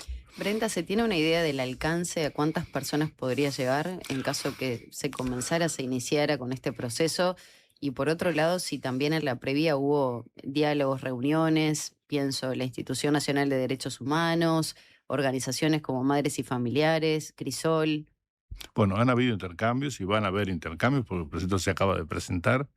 En el día de hoy tenemos una entrevista con Madres y Familiares. Es una iniciativa del Frente Amplio. Es una iniciativa, sí, que hemos planteado nosotros, pero es... ¿No a partir de la necesidad de organizaciones que les manifestaron esto a ustedes? No a partir de parenteos, sí a partir de iniciativa de abogados vinculados a los temas de derechos humanos, básicamente el Instituto de Derechos Humanos de la Facultad de Derecho, donde un conjunto de abogados que se han especializado en estos temas tomaron esta iniciativa. Bueno, es un tema para debatir, lo conversaremos obviamente con todas las organizaciones y con todos los ciudadanos que puedan estar interesados en esto, pero estamos convencidos que es un proyecto que no colide con lo que es la búsqueda de la verdad, de la justicia. Eso no está fuera de discusión, digamos, ¿no? Pero los hechos hacen que, hechos que sucedieron hace muchos años, hace muchas veces que el fallecimiento de quien violó los derechos humanos inhabilite la acción penal. Entonces nosotros creemos que la verdad debe conocerse igual y que cuando haya espacio para llevar adelante acciones penales, estas se lleven adelante. Con el fiscal especializado en crímenes de lesa humanidad o delitos de estas características, Ricardo Percivale, ¿han podido dialogar? Y se lo consulto por las investigaciones, si no habría una superposición o podrían trabajar en conjunto, en paralelo, ¿eso también se analizó? Eso es parte de una lógica bastante natural, digamos. Con Percivale hay intercambio, yo diría, normal en estos temas, él manteniendo su independencia, ¿no? Como corresponde, y llevando adelante las acciones que entienda. Me ha tocado ser testigo de varias causas vinculadas a violaciones. ¿No sería una superposición? No sería una superposición. Al contrario, yo creo que sería un aporte en un área donde muchas veces no se puede llevar adelante la acción penal, porque lo que decía recién, porque el perpetrador ya no está entre nosotros, digamos, ¿no? ¿No dialogaron en la previa con él? No, todavía no, porque el proyecto recién entró y está sujeto, obviamente, a observaciones, modificaciones, propuestas, pero nos parecía que abrir este debate es una cuestión interesante e importante, porque en muchos países ha sido un elemento. Esto no son comisiones para la verdad, ¿no? Que es otra cosa, ¿no? Esto son juicios que se inician, se desarrollan, se presentan pruebas y se llega a una conclusión, más allá de que la acción penal se pueda constituir o no, dependiendo de que la persona esté o no esté. Ahora, Brenda, también se da en un momento donde, por ejemplo, el líder de Cabildo Abierto, hace unos días aquí con Tincho Rodríguez, decía que, bueno, lo que está sucediendo en Domingo Arena sigue siendo una venganza hacia personas que a veces no tuvieron nada que ver con crímenes de lesa humanidad. ¿Cómo se imagina esa discusión a nivel parlamentario? Más allá que hoy Manini no integra el Parlamento, pero sí hay representantes a la Cámara Baja, por ejemplo, y que además le suma a eso, podrían ser esos 2 votos de apertura para el proyecto de rendición de cuentas, cuando estos temas han estado presentes como una suerte de moneda de cambio, aunque se descarta que por el momento, por lo menos lo que dijo Manini acá, o por lo menos lo que se percibió era eso, que justamente no iba a ser una cuestión fundamental para dar esos votos. ¿Cómo cree que va a ser ese análisis parlamentario, este debate? A ver, la posibilidad de que esto sea una moneda de canje está absolutamente descartada, ¿no? No hay ninguna posibilidad para el Frente Amplio de que cualquier clase de negociación incluya modificar resoluciones de la justicia respecto a quienes están detenidos en Domingo Arena. Yo creo que quienes están detenidos en Domingo Arena son fruto de fallos judiciales, o sea, lo que está presente ahí no es la venganza, es la justicia, ¿verdad? Que pueda haber algún caso eventual, como en cualquier acción humana, digamos, donde se hayan cometido algún error, eso no lo descarto, ¿no? Pero eso no quiere decir que los actos que han llevado a que notorios violadores de los derechos humanos terminen detenidos en Domingo Arena son la resultancia de un juicio con todas las garantías como se le da a los ciudadanos en Uruguay. Por lo tanto, se equivoca Manini entonces. Totalmente. Creo que sí, me parece que entendió Cabildo Abierto que esto no es una moneda de cambio, y así lo planteó en esa entrevista, yo tuve oportunidad de escucharla. Sí, me pareció interesante que se planteara mejorar las transferencias u otros planteos que el ex senador Manini hizo, porque eso sí me parece que va en la línea de atender a la población más vulnerable y demás. Esos son aspectos que me parece que hay que destacar como positivos, en un momento en el cual tenemos una oposición que a 48 horas de presentado el proyecto, habiendo escuchado al ministro de Economía, hizo una, en mi opinión, triste conferencia de prensa, en la cual rechazó de lleno aprobar el proyecto y al mismo tiempo plantea modificaciones. Y ustedes saben bien que cuando el proyecto no recibe una aprobación en general, no se abre siquiera la discusión del proyecto. Por lo cual, parece bastante doble discurso, digamos, por ser cuidadoso con las palabras, que alguien plantee modificaciones a un proyecto de ley para el cual ni siquiera va a habilitar su votación. Y va a depender de que, en este caso puntual, Cabildo Abierto dé esos 2 votos para que el proyecto se abra. Yo creo que si uno tiene la honestidad intelectual de querer modificar el proyecto, tiene que votarlo en general para habilitar esa discusión, cosa que no va a hacer ni el Partido Colorado, ni el Partido Nacional, ni el Partido Independiente. Veremos qué hace Cabildo. Ha habido diálogo, por ejemplo, pienso, si bien el proyecto de rendición de cuentas está en la Cámara de Diputados en este momento y tiene varios días todavía de tratamiento, pero ya había algún diálogo a nivel, incluso informalmente, con los senadores sobre lo que puede ser la rendición de cuentas, incluso quizá para poder llegar a un acuerdo antes, ¿no? La Cámara de Diputados, que se transmita de senadores a diputados algún tipo de acuerdo. ¿Ha habido algún diálogo en ese sentido? No, de diálogo siempre hay, porque el Parlamento es un ámbito de diálogo justamente, pero aquí la discusión básicamente la llevan adelante los compañeros de la bancada de diputados del Frente Amplio, y las negociaciones se llevan en ese marco, en coordinación con el Poder Ejecutivo, naturalmente, pero no han habido intercambios sobre esos temas a nivel de la Cámara de Senadores aún, porque de alguna manera el hecho de que se apruebe o no en diputados y se abra la discusión es condición de que esto pase al Senado o no llegue nunca al Senado. Ya vamos a seguir con el tema de rendición de cuentas, pero recién mencionaba la oposición, la falta de honestidad intelectual que recién mencionaba respecto a ese doble discurso, ¿no?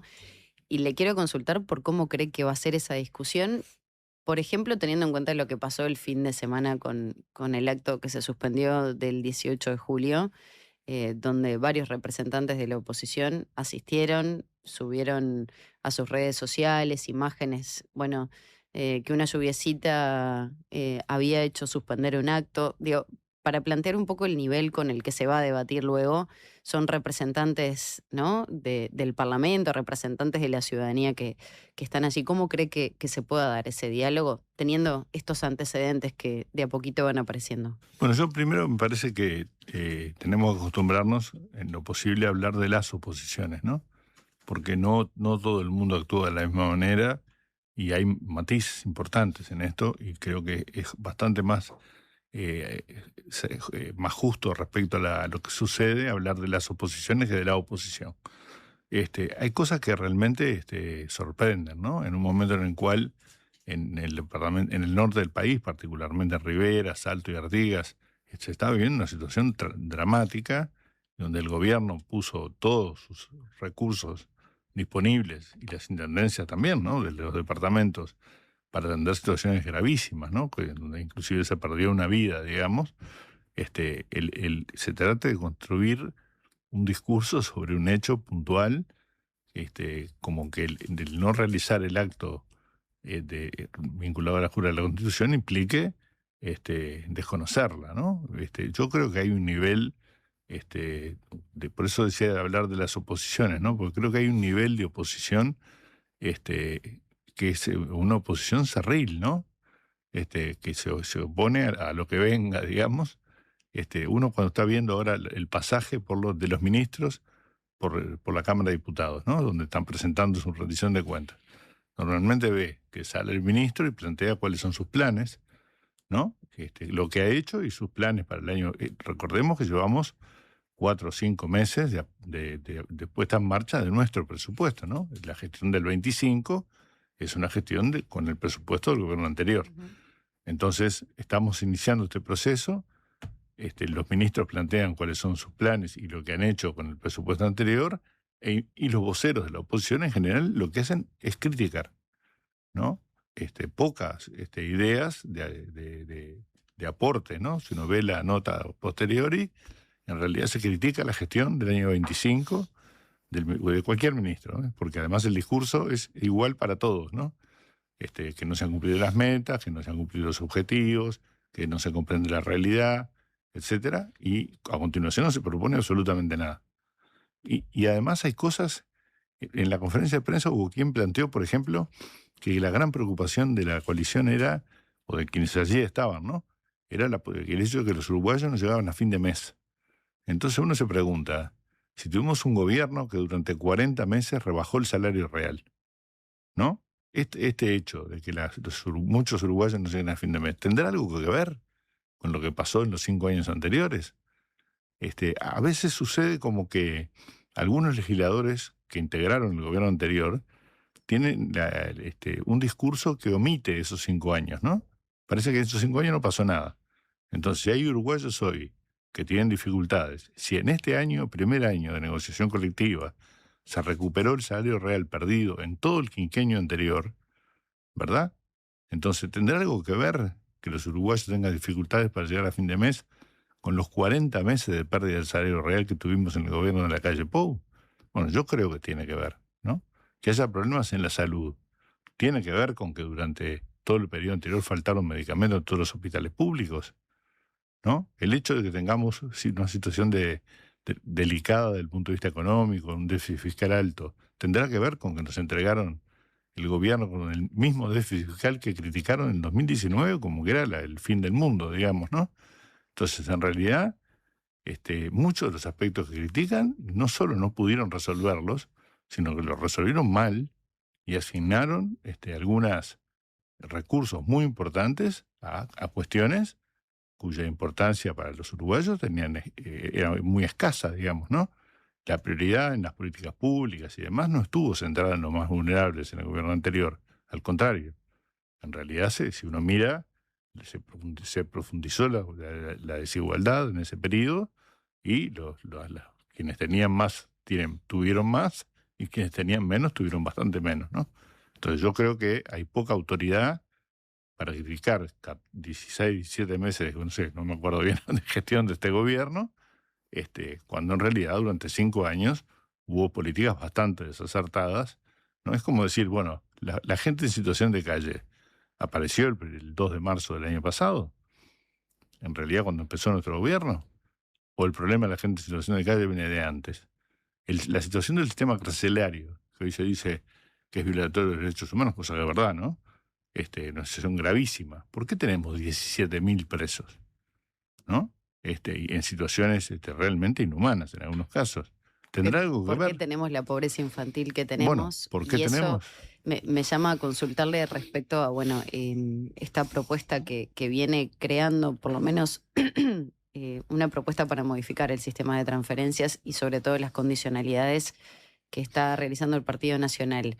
¿Cómo se ve esto, Brenta? ¿Puede llegar a ser una cuestión para debatir y que se modifique algunos aspectos de ese punto en particular? Bueno, yo tengo un convencimiento que no es de ahora, es de larga data. Recuerdo haber intercambiado con la entonces ministra de Desarrollo Social, con Marilina Arismendi, hace mucho tiempo atrás, respecto al éxito o fracaso de las condicionalidades.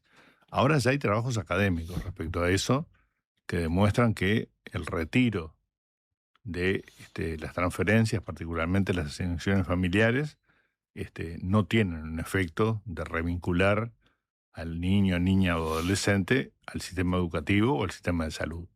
Esto está comprobado y está... Pero en el periodo pasado se habló muchas veces de esto y se daba la cifra y que se iban a cortar esas partidas o esas asignaciones y se señalaba que muchas de esas personas volvían al sistema luego de informarse. Bueno, pero sin embargo en el año pasado, la ANEP particularmente, desarrolló una política y hoy estaba escuchando que esto va a comenzar lo más temprano posible, de ir a buscar a esos niños, niñas y adolescentes a sus casas, digamos.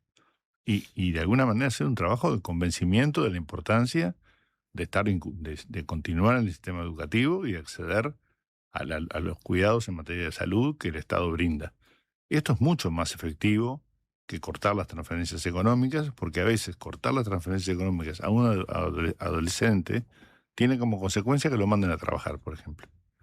Esto yo entiendo que es un tema de discusión, pero la política de cortar las transferencias no ha tenido mucho menos resultado que algo que es mucho más trabajoso, ¿no? Pero ¿No mucho están más dispuestos efectivo. a ceder en eso o a analizarlo A por ver, pronto? las negociaciones siempre va a haber. Aquí lo que se está planteando es un porcentaje, ¿no? Es suspender un porcentaje. Bueno, yo imagino que se va a discutir sobre ese porcentaje y el Frente Amplio tiene 48 votos en la Cámara de Diputados, por lo cual tiene que llegar a algún acuerdo que le permita alcanzar los 50 votos. Este va a ser un tema que va a ser materia Bueno, es algo de lo que análisis. plantea Cabildo también, ¿no? Exactamente, por eso mismo. Pero me parece que hay que dejar claro, por lo menos nuestra opinión, ¿no? Luego, si hay que negociar, bueno, negociaremos, porque es mucho más importante que el proyecto en general se apruebe, que tiene muchos otros contenidos, ¿no? El IVA a las cooperativas, etcétera, cosas muy importantes que en realidad no pueden estar condicionadas a un tema solo en particular.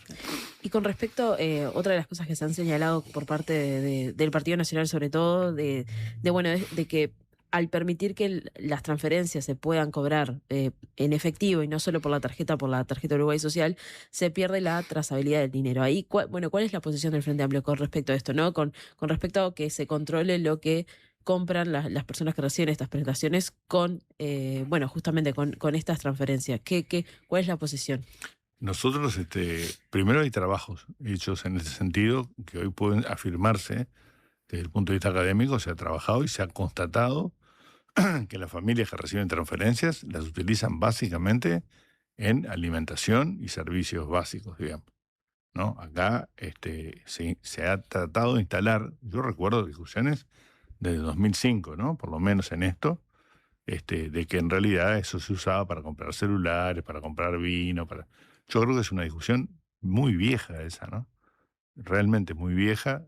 Me sorprende que algunos legisladores se retrotraigan a una discusión de 20 años atrás, pero me parece, primero, que la contratación científica, digamos, ¿no? A través del trabajo científico, de que esos recursos se utilizan para las cuestiones básicas del punto de vista familiar, sobre todo 70%, si no me equivoco, para la alimentación, ¿no? Es para comer. Y que esto en realidad haga que el Estado tenga que tener todo un aparato burocrático para controlar a esa gente, ¿no? Con una suerte de mirada del punto de vista ideológico complicada, ¿no? Porque en realidad a algunos sí los controlamos a morir, ¿no? A los pobres. A otros no los controlamos, ¿no? A otros los dejamos funcionar sin ningún problema. Y ahí no es el sistema político que tiene que Sí, emparejar claro, un poco. obvio que sí. Digo, porque ahora Antonio va a hablar del tax holiday Ujú. y las modificaciones que se hicieron, que se eleva el patrimonio en el exterior, sin embargo, se sigue exonerando durante 11 años a residentes con patrimonio significativo en otros países, ¿no? Y que no aportan en el nuestro. Y sí hablamos de las transferencias a los más pobres, ¿no? Por eso yo entiendo que eso es bastante contradictorio. También entiendo que Uruguay tiene una necesidad de captar inversiones y que eso exige otorgar a veces un margen de ¿Es beneficios. efectivo el tax holiday para eso? Bueno, no sé si para eso. Hablo en general, ¿no? Del sistema de exoneraciones, que en general siempre ha sido discutido, ha sido muy discutido en nuestra propia interna, ¿no? Ujú. Es un límite complejo hasta dónde se llega, pero efectivamente lo que sí me parece absolutamente injusto es controlar cuántos kilos de azúcar compró alguien que recibe una transferencia de 10.000 pesos, ¿no? A dejar de controlar otro tipo de inversiones mucho más importantes, más allá de que estas en algunos casos generan beneficios para el país y son necesarias para tener niveles de empleo aceptables, ¿no? Brenda, tenemos que ir a una breve tanda y Con después mucho de eso vamos a seguir conversando sobre estos temas también y otros que tenemos en agenda. Muy bien. Ártico y Lecker presentan la promo frisados del mes. Durante todo julio bajamos los precios de estos productos. Helado Lecker, 1 litro. Milanesa a la romana. Barritas de mozzarella. Arrolladitos 300 gramos. Ártico y Lecker, juntos en los frisados del mes. Distribuyen Canelones Costa bajo cero. 4376-1640 o 095-235021. Promoción válida durante el mes de julio de 2026 para los productos seleccionados y hasta agotar stock. Hola chicos, soy Flor de Ciudad Vieja, los escucho siempre, la radio está buenísima. Quiero mandarle un mensajito a mi vecina Carla del tercero B, Carlucci, crack, ídola, avísame cuando vendas el alto, dale, saludo, banda. Cuando compras un Suzuki 0 kilómetro, los futuros compradores vienen incluidos. Lleva al tuyo vos también y asegurate la reventa. Visítanos en suzuki.com.uy o en cualquier concesionario del país. Suzuki te entiende. Cuando pienso en lo importante de estar cerca, no pienso solo en la distancia. Pienso en sentir que si pasa algo, hay alguien ahí. Porque la salud no es algo en lo que pensás todos los días hasta que lo necesitas. Y ahí, la cercanía hace la diferencia. Saber que tenés un sanatorio cerca, que hay una policlínica cerca y que no estás solo. Yo elijo estar cerca. Y por eso elijo la única mutualista con 5 sanatorios y 50 policlínicas. Si tu cédula termina en 7, afíliate vos también al Círculo durante todo julio. Llama ahora al 1870 o en circulocatólico.com.uy. En el Círculo, estamos con vos. Hola, ¿estás formando tu propia opinión? Estás bien, estás en la Diaria Radio 97.9.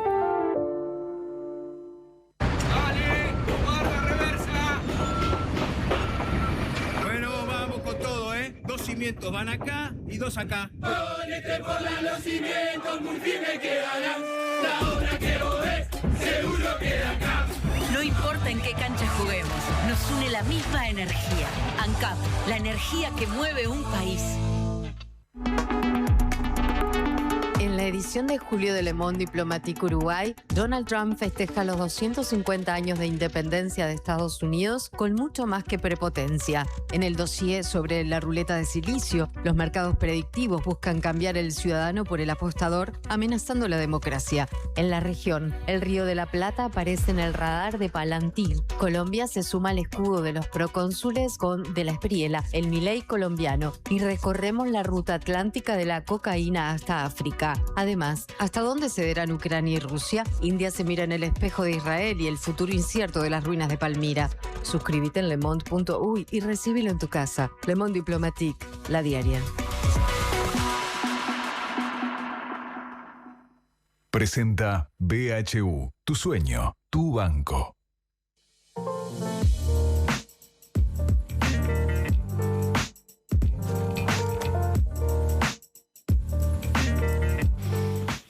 Ocho de la mañana con 30 minutos, seguimos dialogando con el senador del Frente Amplio, Eduardo Brenta. Ya estamos cerrando el capítulo rendición de cuentas, pero hace unos días el senador nacionalista Sebastián da Silva dijo al País que la discusión de la rendición es una discusión entre políticos. No es lo que discute una trabajadora industrial que vive en el barrio Marconi y que tiene que esquivar balas cada vez que se sale a trabajar. ¿Qué opinión le merece este tipo de declaraciones y el contexto en materia de seguridad que estamos atravesando, o de inseguridad? Hay como dos planos, ¿no? Primero, la rendición efectivamente abarca a todos los ciudadanos, de alguna manera o de otra, ¿no? Ya sea por beneficios, por tributos, por mil mecanismos. O sea que no es una discusión entre políticos, es una discusión que la sociedad debe conocer, y en eso los medios de comunicación son claves, ¿no? Para que este tipo de cosas se puedan debatir. Imaginemos nomás, la eliminación del IVA a la compra de materiales de las cooperativas afecta a miles de cooperativistas de vivienda. Por lo cual no está reducido a los políticos. Me parece que eso es una mirada absolutamente equivocada. Luego está el tema de la seguridad, ¿no? El tema de la seguridad es un tema complejo, multicausal. Yo creo que estaba mirando ayer cifras del año 25 que el ministro del Interior hizo públicas en la Comisión de Diputados. El año pasado se incautaron bienes de narcotraficantes por $250 millones. Hubo 900 cierres de boca de pasta base, 2.000 allanamientos, infinidad de operativos. Se detuvieron importantes narcos, ¿no? Como los Suárez y los Rodríguez Salvín, los Fernández Salvín. En ese sentido creo que hubo una acción fuerte de combate al narcotráfico, que de alguna manera también tiene consecuencias positivas en el sentido de atacar uno de los principales problemas de seguridad que el país tiene, pero genera otras consecuencias que en muchos casos tienen que ver con qué grupos o bandas, ¿no? Que en Uruguay hay que aclarar que nosotros no podemos comparar las bandas que existen en Uruguay con otras de países vecinos, ¿no? Cuando hablamos del primer Comando Capital o el Comando Bermelio, estamos hablando de organizaciones muy importantes que todas nacieron en las cárceles, además, ¿no? Y producto de ese sistema carcelario que hablábamos recién, ¿no? De carácter en general inhumano. Por eso, atender el sistema carcelario es también atender un problema de seguridad. Pero cuando esas cosas suceden, a veces se desatan luchas por el control, ¿no? Uruguay pasó de ser un país de tránsito a un país de acopio. En general, esos grupos lo que intentan es demostrar su capacidad de fuego para que quien utiliza Uruguay como puerta de salida hacia Europa de cargamentos de droga puedan dejarle en custodia a esos grupos porque tienen el poder de fuego y la capacidad de proteger ese cargamento.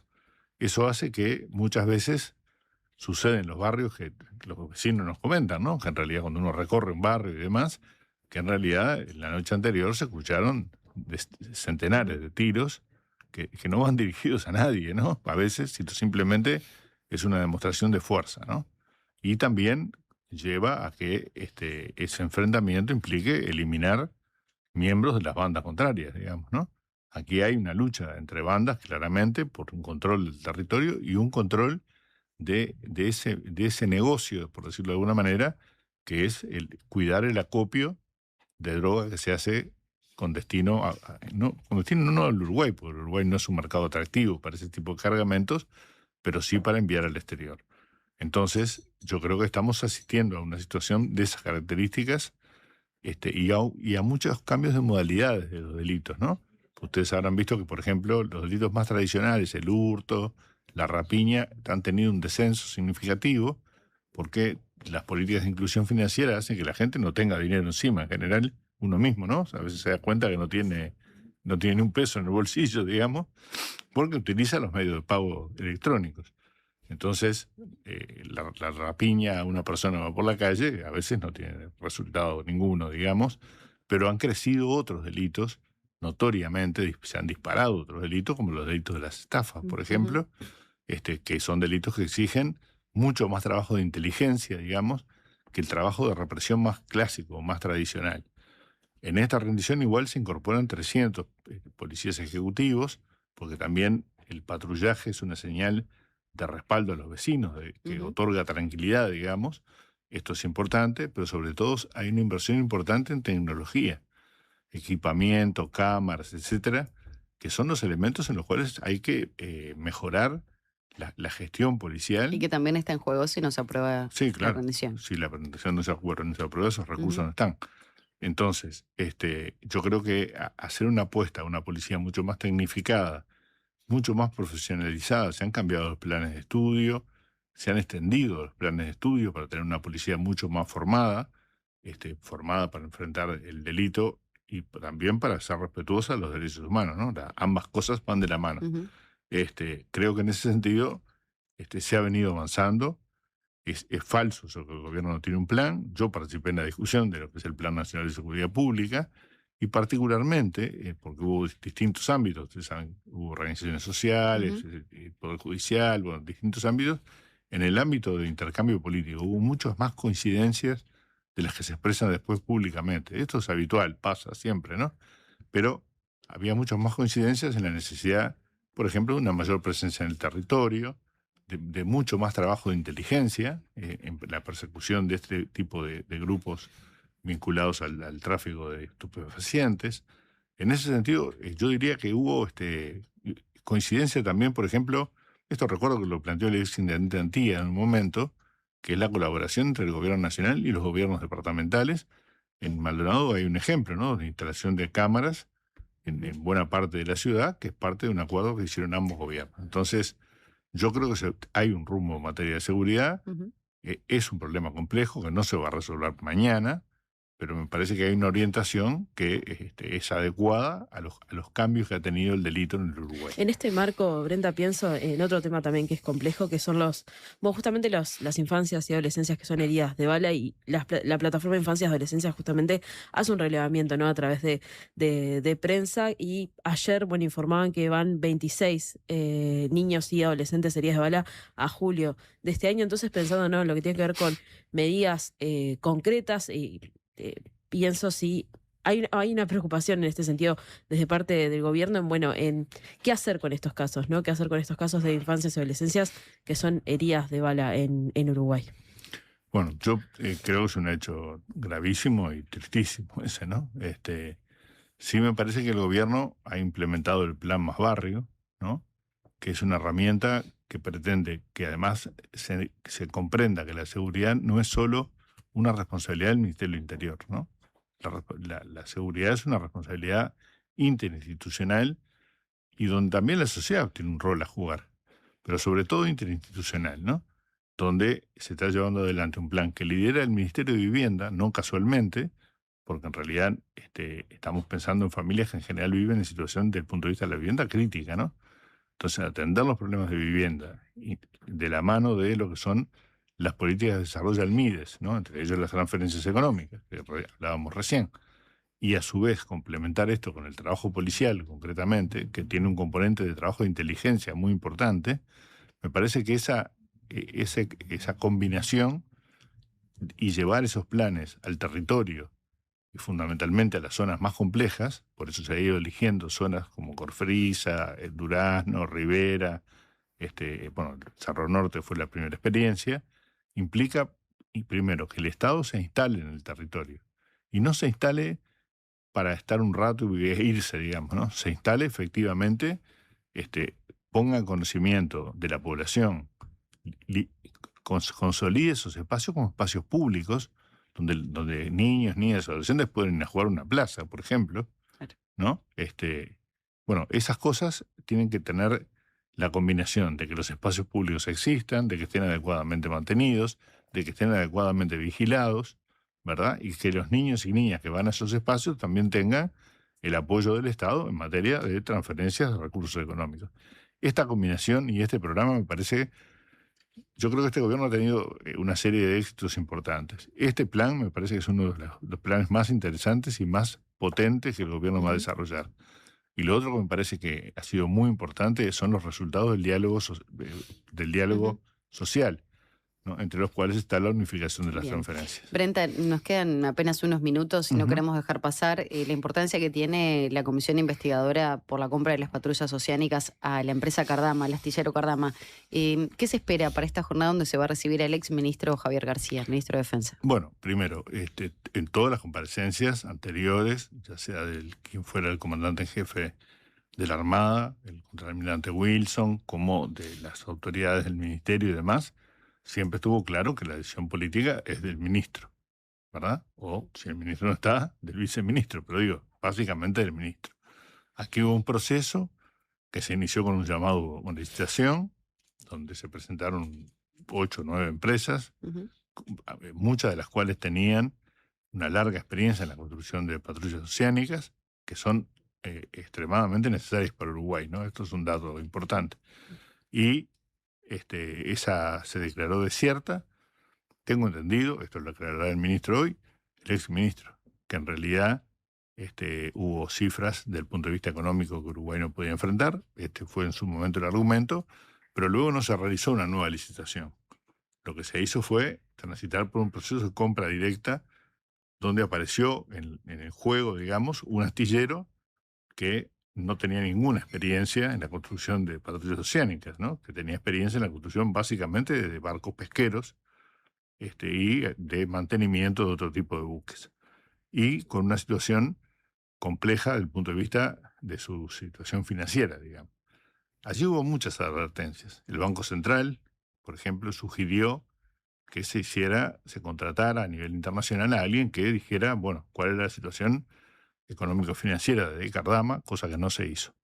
Hubo algunas advertencias también del Banco República sobre el sistema de pago, ¿no? Que en realidad excluía al Ministerio de Defensa Nacional y habilitaba que la Armada liberara los pagos en relación a los famosos hitos, ¿no? Que eran distintas etapas de construcción de los barcos. Todas esas decisiones fueron decisiones políticas, claramente.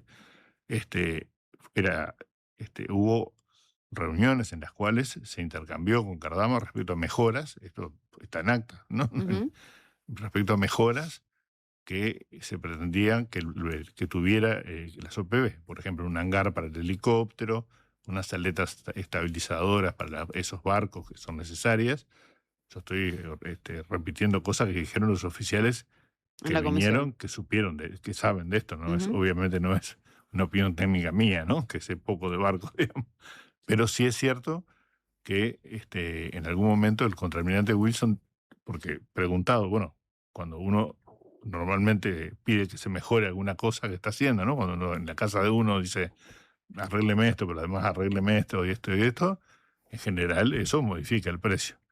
El contraalmirante Wilson dijo era como ir a una juguetería y pedir los juguetes que uno quisiera, ¿no? Se pedían modificaciones importantes, sin embargo no se alteraba el precio que Cardama había planteado, que ya de por sí era un precio extremadamente bajo para los valores del mercado internacional. Bueno, visto está que junto a esto hubo advertencias de estudio del Piazzo, hubo a pedido del Ministerio de Defensa en su momento un proyecto para rescindir el contrato con Cardama, que nunca se aplicó, pero que el estudio del Piazzo realizó. O sea, hubo una serie de acciones.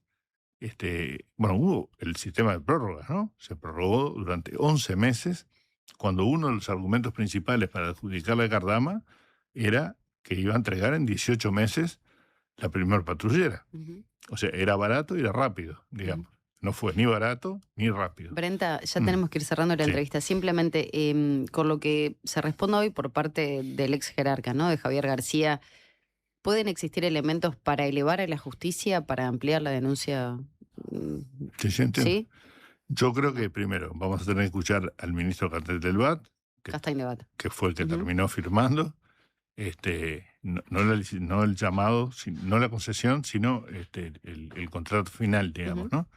Y creo que luego de eso, la ministra Lasso va a comparecer también, explicará por qué se rescindió el contrato, las garantías falsas y todo lo demás, y eso va a tener que tener una evaluación por parte de las dos bancadas del Frente Amplio, en realidad, y quienes trabajamos en esta comisión. En mi opinión, hay elementos para brindar a la justicia, para que la justicia tome una determinación respecto a las responsabilidades que le puedan caber a las autoridades que participaron del proceso, fundamentalmente las autoridades políticas, pero también algunas de las autoridades en aquel momento de la Armada Nacional. Brenta, le agradecemos mucho que nos haya acompañado esta mañana. Un gusto. Cerramos por aquí la entrevista con el senador del Frente Amplio, Eduardo Brenta. Hacemos la pausa y ya llega Antonio. Presentó BHU, tu sueño, tu banco. Buen día, acá Leo desde Colonia, los escucho siempre desde el laburo, gracias por la compañía todas las mañanas, y aprovecho a mandarle un saludo a mi mejor amiga Belu, que estoy esperando que me venda el Swift. Dale, Belu, dale. Cuando compras un Suzuki 0 kilómetro, los futuros compradores vienen incluidos. Lleva al tuyo vos también y asegurate la reventa. Visítanos en suzuki.com.uy o en cualquier concesionario del país. Suzuki te entiende. Y si me ves por la calle, no me mires pasar. Una de nuestras artistas más destacadas del momento lanzó un disco que unió a grandes voces como Paulinho Mosca, Laura Canoura y Gastón Pauls. Cambio la mirada, cambio de repente. Alfonsina presenta en vivo Pausa y Fogueo. Y si vos también sentís que el tiempo va demasiado rápido, esta es tu oportunidad. Pausa y Fogueo. Presentación en vivo. Viernes 14 de agosto, 21 horas, en La Trastienda. Entradas limitadas disponibles en Passline. Invita Bizarro. Estamos en todo lo que haces. Si querés saber todo sobre tu consumo, descubrí la app UTE Clientes. Podés conocer tu consumo en cualquier momento, hacer trámites, consultar tus facturas y mucho más. Descargala ahora. UTE. Avanzamos con energía. La Diaria Radio 97.9. Primero está la tierra, el origen, la esencia, lo que es único y propio de una localidad remota en la inmensidad del mundo. Después, la tradición y la historia, lo que cuentan los que entienden de los ciclos y tiempos de la naturaleza. Al final está el cuidado y el respeto por todo ese recorrido. Seis Montes, cafés del mundo tostados en Uruguay. Te esperamos en nuestra tienda en Rivera 2208, esquina Polié, o en la web. Hola, soy Antonio Ripoll y tengo un dato para pasarte. El Dorado invita a todos los niños del país a sumarse al concurso Guardianes de la Fauna. Incentivalos a participar. Mira los tips que nuestro referente, el guardaparques y experto en fauna nativa, Antonio Ripoll, preparó para inspirarlos. Entrá a iniciativasocial.eldorado.com.uy, informate más y acompañalos en el desafío. Los 4 equipos elegidos ganarán paseos grupales de hasta 40 personas a reservas naturales en distintos puntos del país. ¡Vamos a explorar! La convocatoria cierra el 31 de julio y el equipo de El Dorado ya está esperando los trabajos. El Dorado, iniciativa social. En Habitab, resolvé todas tus gestiones. En nuestros más de 520 locales de todo el país. Y también desde nuestras aplicaciones. Más información en habitab.com.uy.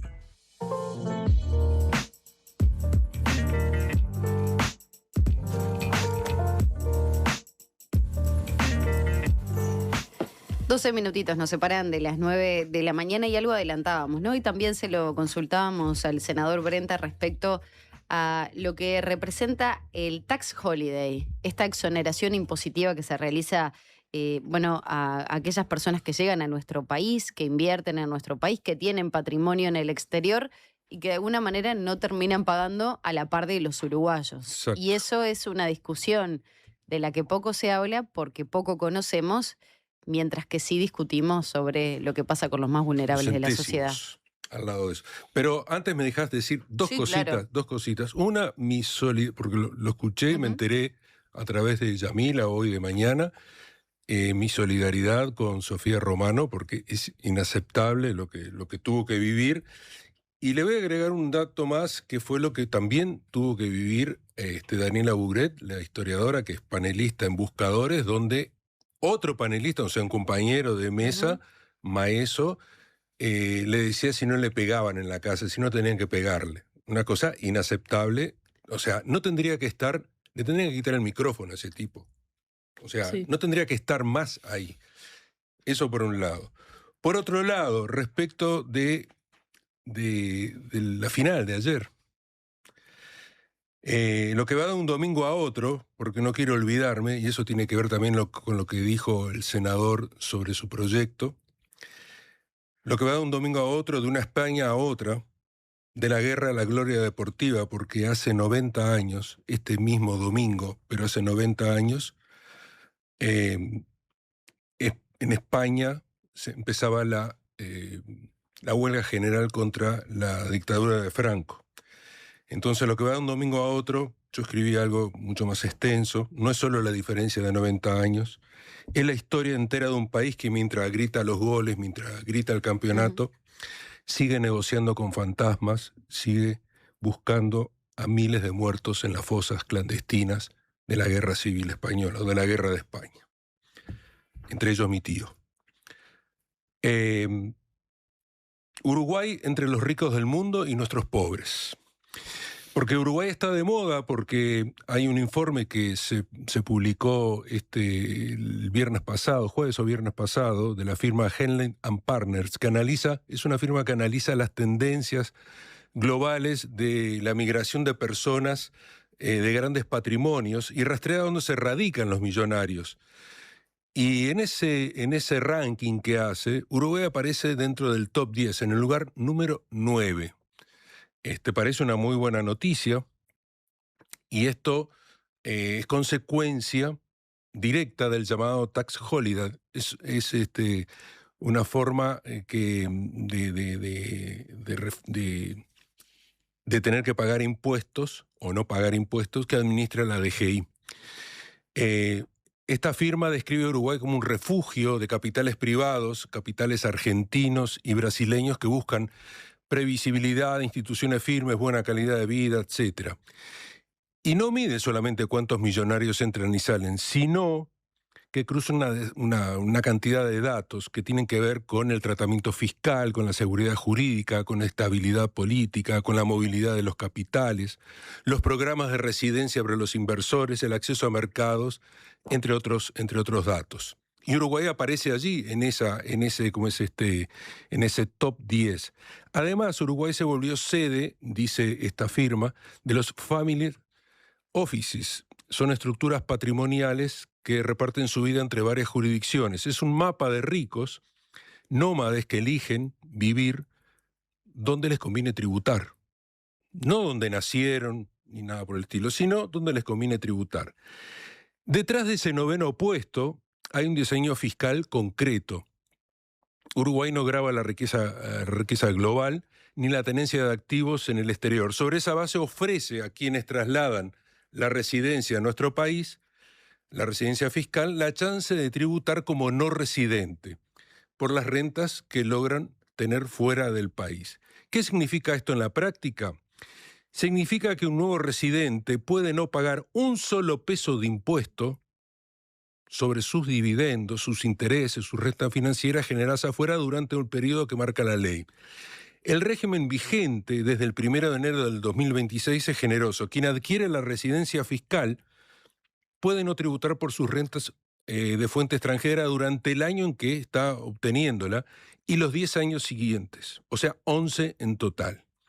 Después de ese plazo pasa a pagar IRPF, pero con una tasa que es la mitad de la que pagamos todos, o sea, un 6%, durante 5 años más. O sea, 11 años sin pagar nada por rentas en el exterior, más 5 años pagando la mitad de lo que paga cualquier uruguayo. Y así Uruguay termina pareciéndose entonces a un paraíso fiscal, de alguna manera. Hasta fines del 2025, hay que decir esto también, el acceso era incluso mucho más barato, porque bastaba invertir $590.000 en inmuebles, una casa... Una casa, claro, una casa en Punta del Este, en la zona del Este, grande, pero $590.000, pasar al menos 60 días al año, Cipriani y Minetti, claro, ¿no? Por ejemplo.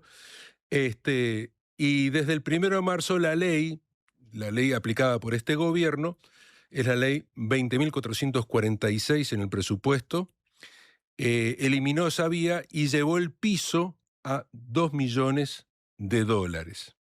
Quienes estaban dentro del programa, al 31 de diciembre de 2025, conservan las condiciones, o sea, no se cambia nada, las reglas de juego están inalteradas, por eso no cambiaron. Y el Frente Amplio, es cierto, en los hechos, endureció el acceso, subió la vara de la inversión, amplió qué rentas del exterior quedan grabadas una vez terminadas el tax holiday, pero no tocó la lógica de fondo. ¿Cuál es la lógica de fondo? Se sigue compitiendo por capital afuera, a fuerza de exoneraciones selectivas. O sea, la mecánica sigue siendo la misma. La norma dice, y por eso tenemos el 9º puesto, ¿no? Es decir, acá está claro, ¿no?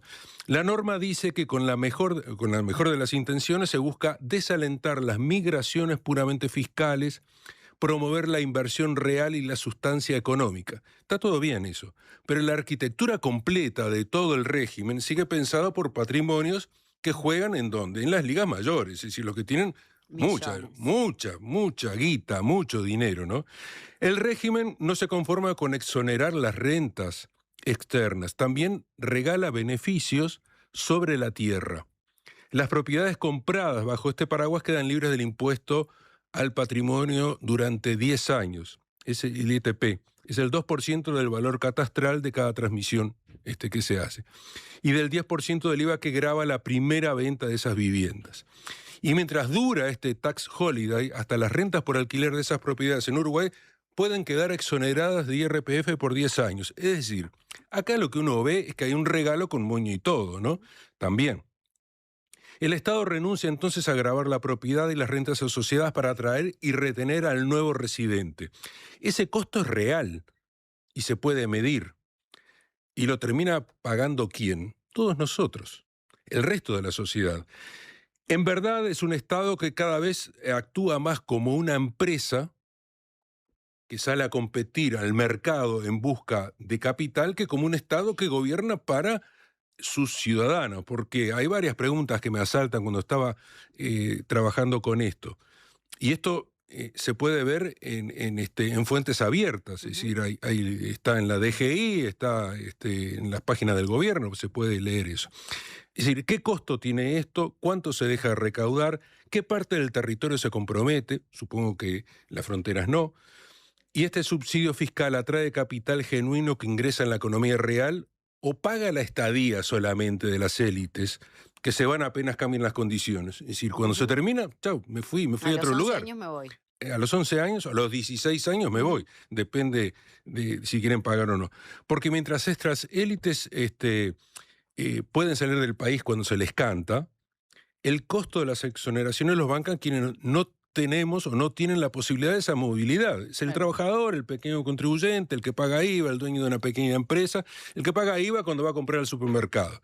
Entonces llama la atención que al mismo tiempo que el Estado uruguayo renuncia a cobrarles impuestos a multimillonarios durante más de una década y todo el sistema político está de acuerdo, una parte de ese sistema político, hoy una parte de la oposición, quiere discutir ahora con lupa cómo, cuánto y bajo qué condiciones se transfieren unos pocos de miles de pesos a los hogares más pobres, con los niños que hoy están bajo la línea de pobreza. Porque hoy la asignación única está atrapada en esta puja política, en la rendición de cuentas, lo acaba de decir el senador Brenta, entre una oposición que se niega a votarla y un gobierno que la presenta como la gran apuesta para reducir en 25% a la pobreza infantil e incorporar 500.000 niños y niñas al sistema de transferencias ampliado. Entonces, esa es la gran discusión que yo creo que hay que dar. Estaba interesante, Antonio, cuando repasaba la columna que nos enviabas, este aspecto es fundamental para llamarnos a todos un poco a la reflexión, ¿no? Está bien, porque hoy Renta lo decía, hay políticas que tienen un objetivo que muchas veces no termina de cumplirse, y sin embargo terminamos en esa discusión. Quiero decir, terminamos en la discusión de esto, de las transferencias, sí, condicionalidades, sí, no, efectivo, sí, no, ¿qué pasa con...?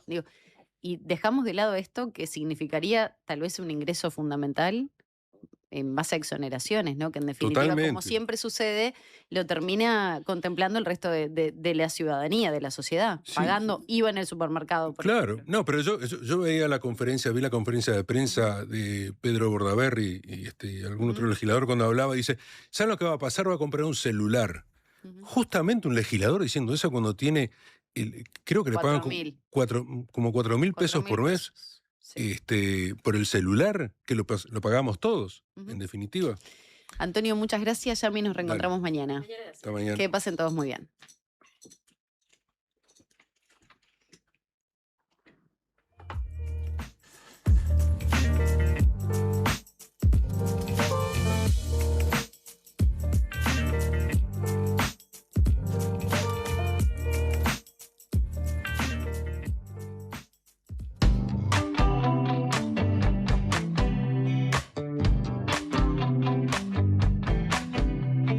Ya sabré qué hacer cuando me ves, sin destrozarme las manos en tendencias nerviosas. Ya sabrás qué hacer